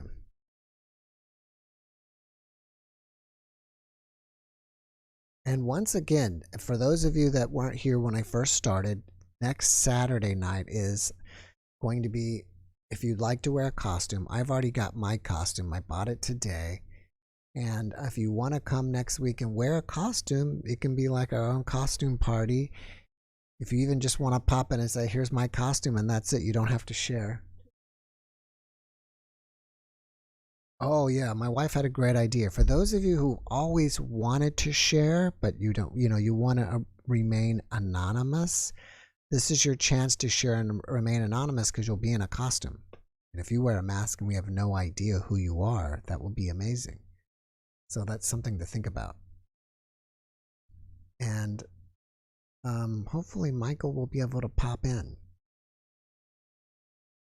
And it started out slow, but then, wow, it got busy tonight, really busy. I almost think that 7:30 is a better time to, the whole stream has been busy with viewers too. I almost kind of think maybe 7:30 is a better time than 7. Either that or just, maybe it's winter and more of you are home up north. It's too cold to go outside. So now that you're in, you're showing up. That's another possibility. So Michael, I am going to put you back into the waiting room. I'm not kicking you out. Okay. And I'm just going to go to Jennifer because we are short on time tonight, because at some point I'm going to have to go. I started late because I had to drop my son off at a school dance, and at a certain time, which I'm not sure when, I'm going to have to go back and pick him up. So I'm just, like I said, that's why I'm kind of a little bit short on time tonight. Well, not really short on time. I've already been going my normal 2 hours approximately. But a lot of times I go extra. I like to just keep going until I catch everybody and they all got their chance to be on the podcast. Jennifer, hello. Hi, Jeff. Hi, Mara. How are you? Hello. She says hi and welcome back. Now, Jennifer was also a previous guest who had an NDE. What's your podcast number? 202. She's number 202. She had an NDE and she comes back and shares with us from time to time. So welcome back. And what's new? And is it snowing up there already in Canada? Yes, in some areas. Are you near Calgary? Yes. You are. I friended somebody. Well, I have as I mentioned at the very beginning of the podcast, people are welcome to friend me on Facebook. It's my Facebook profile is there below if you want to friend me. And it's a lot of people friend me and I don't know who they are, kind of in a way. And so I see the feeds of all these people from all over the place. And someone's feed today, they sat on their porch in Calgary with a camera and said, "Look at the snow today." And I was like, "Wow, that's amazing." Yeah. I was actually in views. I don't know how to say it. I was watching the Formula One in Texas. I said, "Oh, Jeff and Mara stays in Texas, and they are 30 degrees. Okay, yeah. I just want to go there. It's warm." Yeah. Well, you don't want to be here in August or July because it's probably, then it's 110 outside. Oh. I don't know what that is in Celsius, but it's hot. So what do you got to share with us today? I actually wanted to share the same experience, not totally the same though, but there is a connection with what Leonard was telling about. Leonard, the previous, Leonard, yeah. Yeah. When he saw the black come over the earth and then the white, is that what you're talking about? About the angels. The demons and the angels? Yeah, the demons, yeah. So you had a vision like that as well? I did not saw it in my waking stage, but I saw it in my lucid dream when I was in my lucid dream. Because when you're in your lucid dream, you know that you are inside your dream. You wake up inside your dream, and then you know that you are dreaming. And then when you get used to lucid dreaming, you realize that you can do whatever you want. Or I'm not so sure if I'm stating it correctly, but that's how I describe it in my own experiences. As I have told you before, I had so many of them before, and then it happens to me lately. And the odd thing was, after I dreamed that one, I had a friend in Norway that she has this gift of seeing. She can see in her waking life. I can't see in my waking life. There are very rare that I can see, but not often, not like her, that she's often see things that are not normal for normal people, things like that. So in my lucid dream, before I dream, that night, I was praying about, I want to see what the angels are doing, like what are their jobs and stuff like that. And then I had a chance in my dream, inside, I was having a normal dream. You can tell that you are in your normal dream compared to when you are in your lucid dream. So when I was in my natural dream, it changed my entire what to say this environment inside my dream. And then I woke up inside my dream. I was standing outside a door. The door was the back of my door has light, and then in front of the door where I was standing in front of it, outside the door, was so dark. It was so dark, very, very dark. You cannot see anything. It was so dark. And then I get scared, and then someone came close to me. He was in human form. I can see his face. He was a male. He has this an impression of he's a busy person, something like he's doing something busy, and he just came to how to say this, to do a request, something like that. And then so I and he said, "Oh, what are you doing here? You're supposed to be there in that with the light on my back, the door." He said, "You're supposed to be there. Why are you here?" And then I said, I'm just wondering, what are you guys doing and stuff like that. I just came by to see." And then he said, okay, before I let you go with me, before I let you see what I'm doing, I want to make sure that you are going to follow my instruction. He said to me, "You always have to stay where the light is. When we go there, I will have a light and you have to stick on the light." And then he said, "If you're not going to follow me, you're not gonna come back anymore." He said to me. So I get scared. Oh my gosh, it's scary. But I really want to see what they're doing, you know. And then he said, "Okay, follow me." And then we did not walk actually. We just, I don't know, teleport or something. I do not know. But when we get into the middle of the darkness with him, he said to me, "Okay, they're coming now. They are coming. You better stay with me." He was in a very serious face and a serious voice, that you will have to follow him, something like that. And so he took us I remember you asked him how, you asked Leonard what they use, you know, because you cannot just fight with them with love and delight and stuff like that. So I remember this.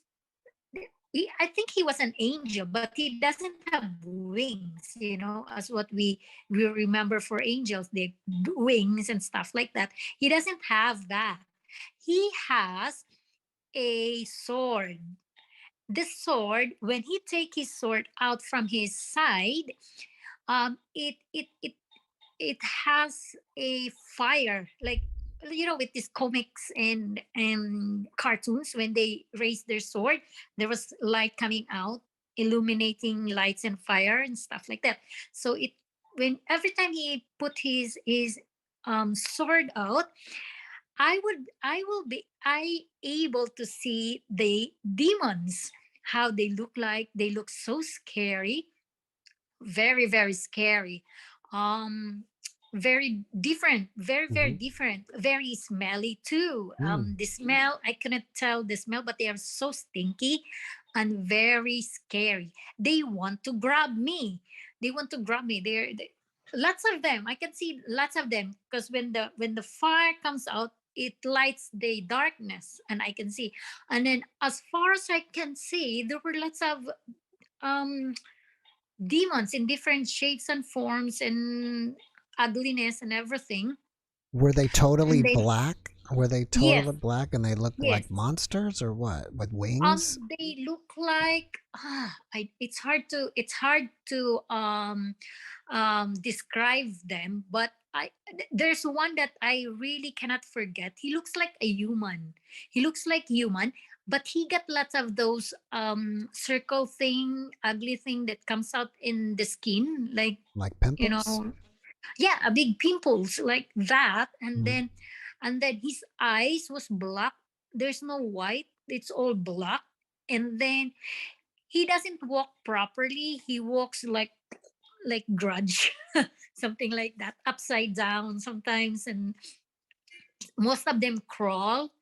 And then when they get hit by the light of the sword of that angel, they were so afraid.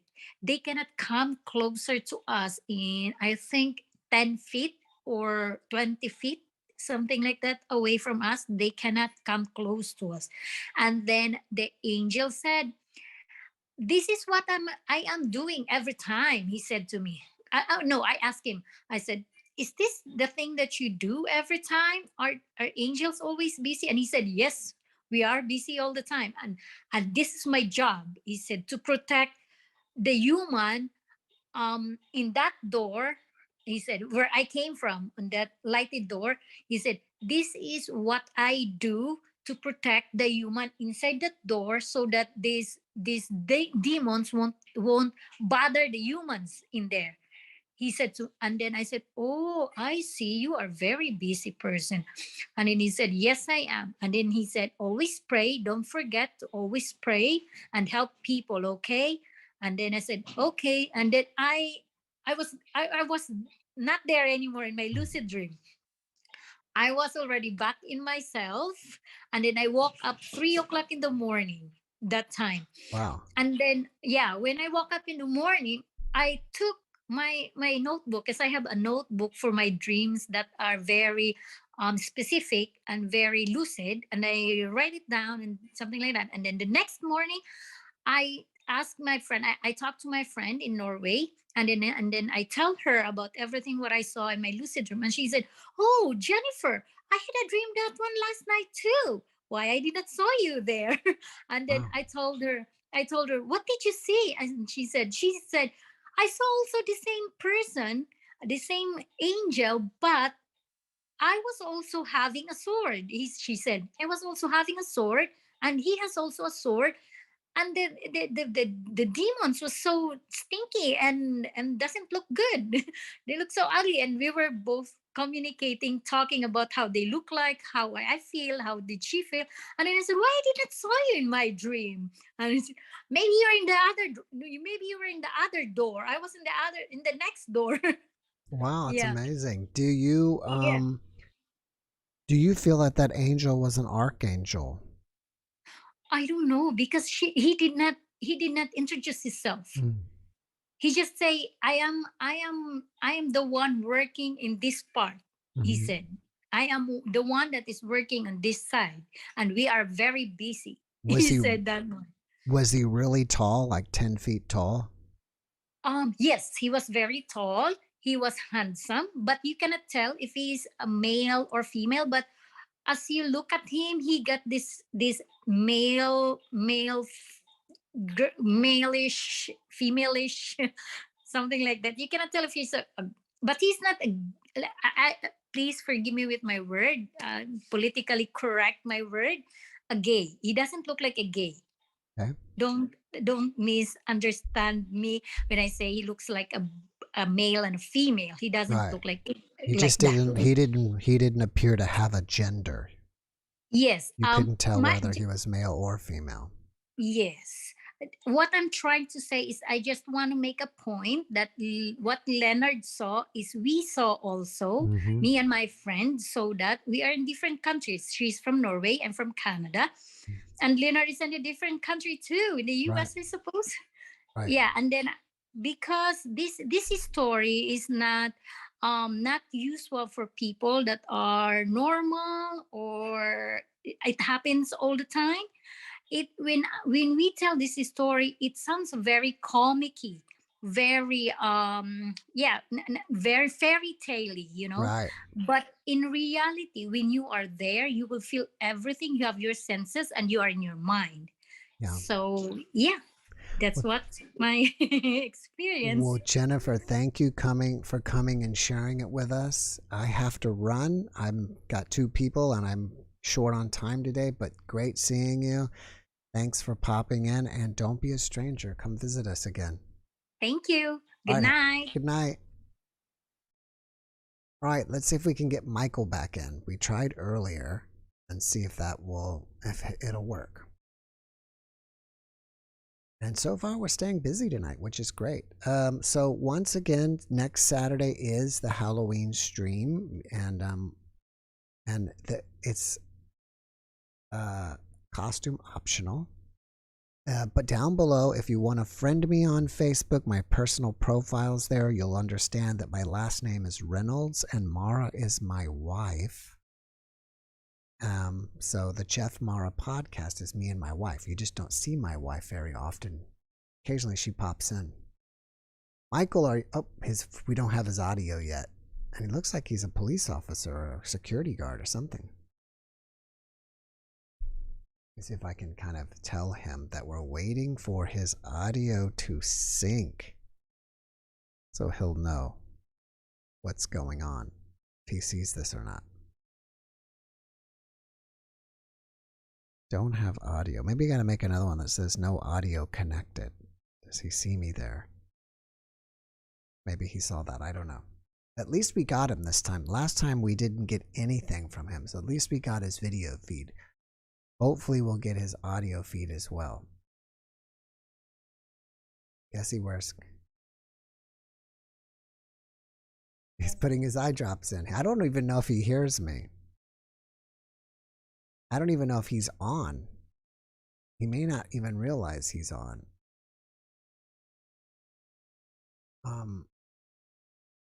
But he's there, but we just don't have an audio feed for him.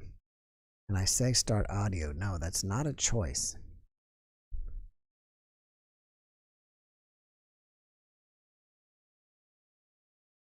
Maybe he's trying to figure it out. He'll either call or text. That's why I checked my phone. All right. So anyways, yeah, my JeffMara podcast is me and my wife. She is a very important unseen part of the podcast. She does the editing, the majority of the editing actually. And she may pop in with a costume on next Saturday. We'll see about that.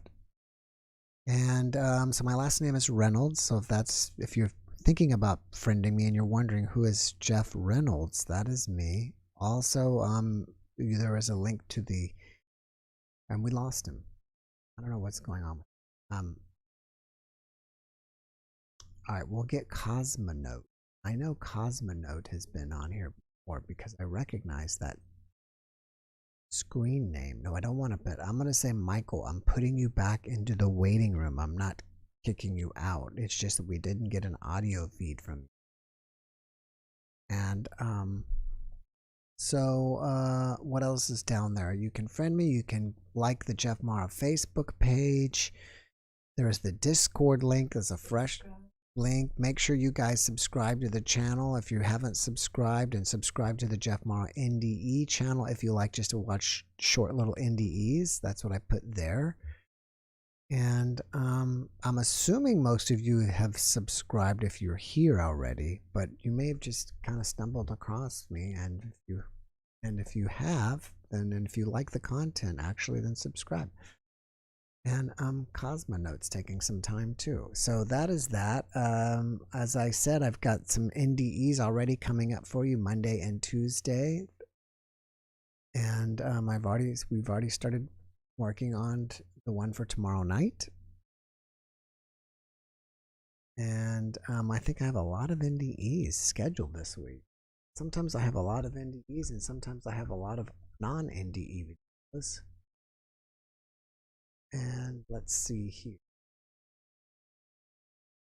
I have 1, 2, 3, 4 already, 5 scheduled for next week to record, and one of them that's a post NDE. But that's with Sharon Milliman, and she's a very popular NDEer who's been struck by lightning and 3 times, and I think each time she had an NDE. It's just amazing to be able to survive a lightning strike, first of all. So we'll talk to her about a being that she has been communicating with since one of her NDEs. And we're just kind of in limbo here. Cosmonaut's not joining either. Let me do this. Oh, he's kind of stuck in joining. I don't know what to do. Oh, he's gone. He or she is gone. Let's try Michael again. See if it'll work this time. See if it works out.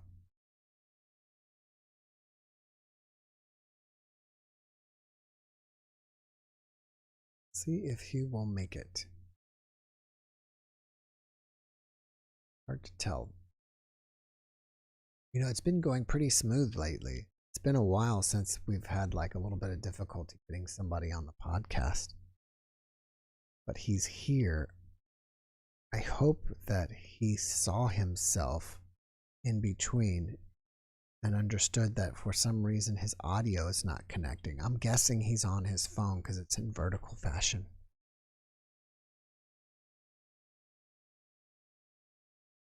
I don't know if he even knows that he's aware that it's on. Now we're seeing out the parking lot. I'm guessing he's a security guard. He's working the night shift. And he's listening to us during the night shift. So thank you for listening. And I hope you don't get in trouble for listening on the job. Let's see. So we are getting toward the end anyways. So I'm not sure where to go. I didn't put together any news for you guys. I mentioned earlier this evening that there was an article I wanted to speak about, but I just didn't save it. I don't think Michael even knows he's aware that he's here. I think he's waving. No sound. Let me just put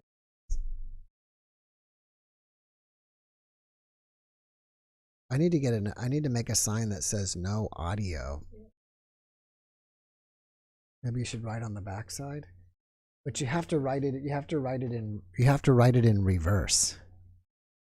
You have to go to a mirror and write it backwards because you're seeing it here, but when I look at it, it's actually batting. Let me see, let me try. All right, I think I can figure it out. Because I can look at this. Okay, an N is like this. N O A U D I O.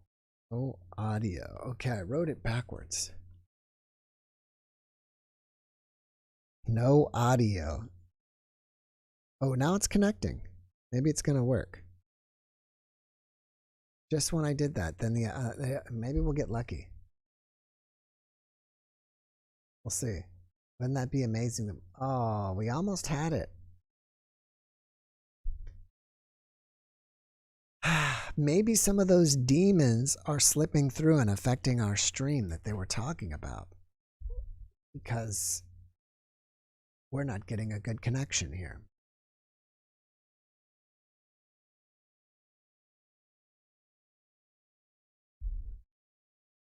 But most likely, it's just that we're just not getting a good connection.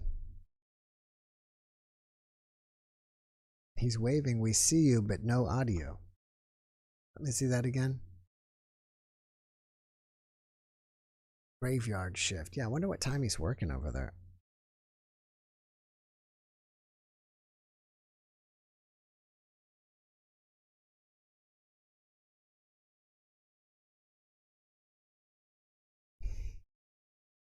All right, so what I'll do is I'll bring back in Cosmonaut. Please do not be offended, Michael. I'm not kicking you out. I'm just moving you back into the waiting room. And we'll see if Cosmonaut can get in. And see how this plays out. His was stalling out too.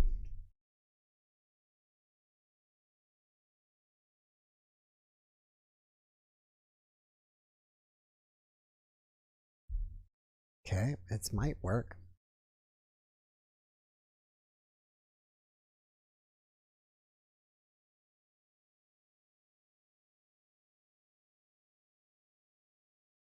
Or it might not.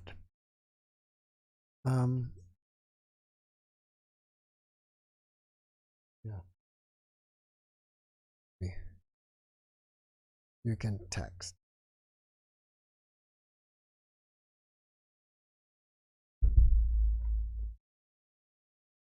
Jeff, give us a clue about your costume. Okay. I went to the spirit store and it was like where you had to buy a costume. You know what I mean? I was thinking about buying, one of my ideas was that it didn't play out. So this is not what it was, but I'll just first go back. I don't know how I can give you a clue. It comes with a hat and it comes with it's like an all-in-one costume. Cosmonaut, are you there? Jeff. You made it. Hey Jeff, how are you? Fine, how are you? It was hard to connect because yes, I'm having trouble connecting. Do you hear me? I hear you. I remember you. I believe you're in Canada. Is that correct? Yes, that's exactly. Are you in Toronto or Montreal? Yeah, well, basically, I'm just traveling, Mm-hmm. but right now I'm based in Ontario. Okay, I'm just gonna let you know But that I I may. was listening to your I'm gonna let you know up front. show. I want to stop you for 1 second. I have to pick up my child at some point when he gets out of the school dance. So if at some point I just have to say I gotta go, my son's got out of class. That I just don't want you to be offended. Oh, no, I might have to cut it short at some point. no worries. So what do you got to share No with worries, us? no worries. It won't take long. It's okay. What do you got to share with us today?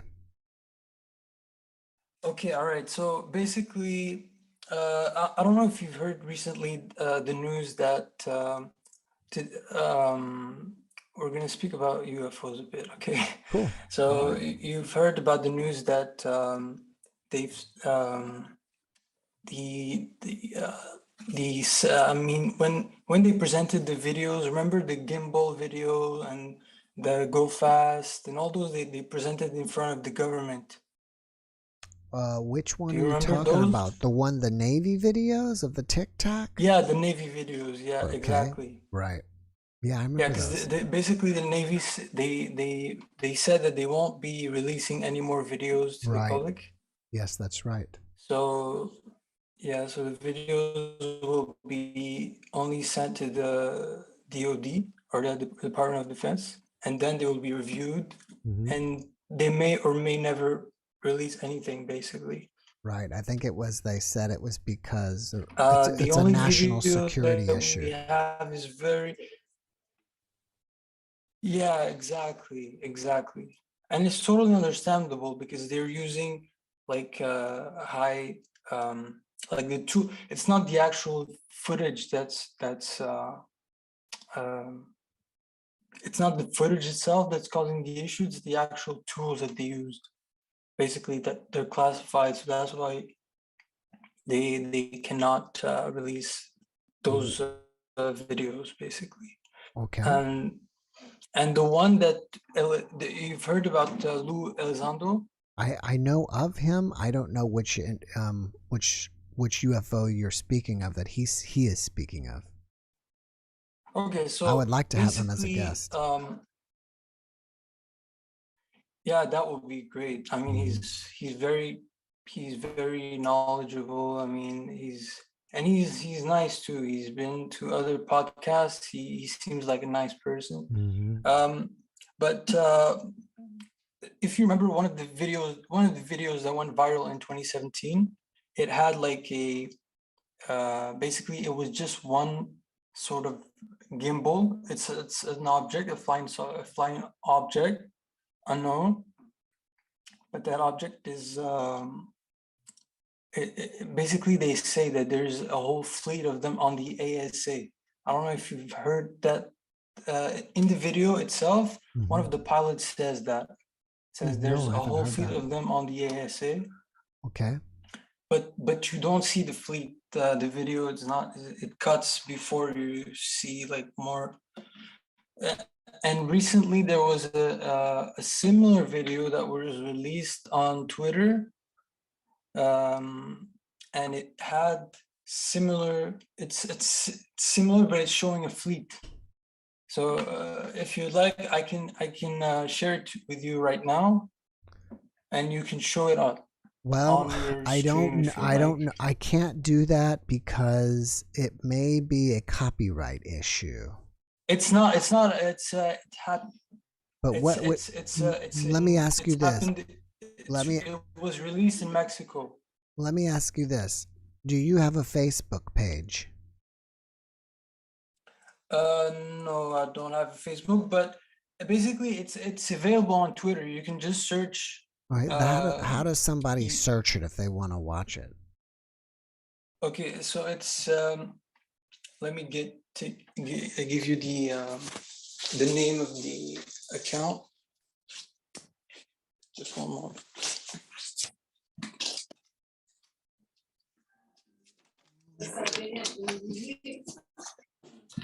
What is I'm going to have to leave here in a minute, but what is that link before we go?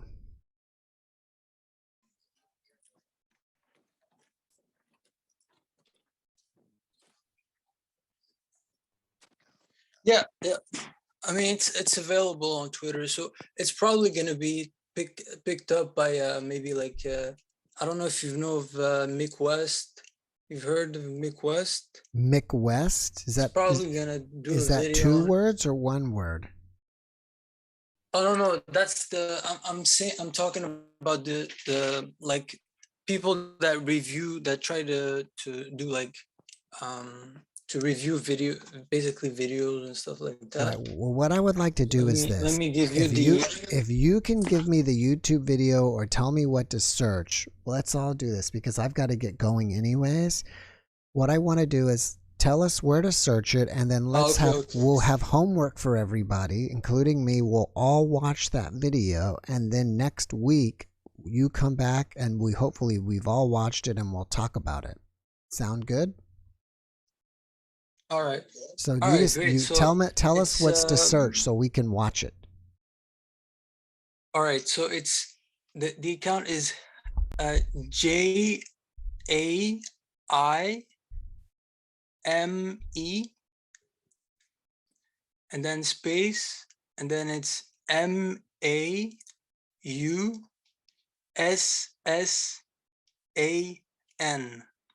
Jaime Massam.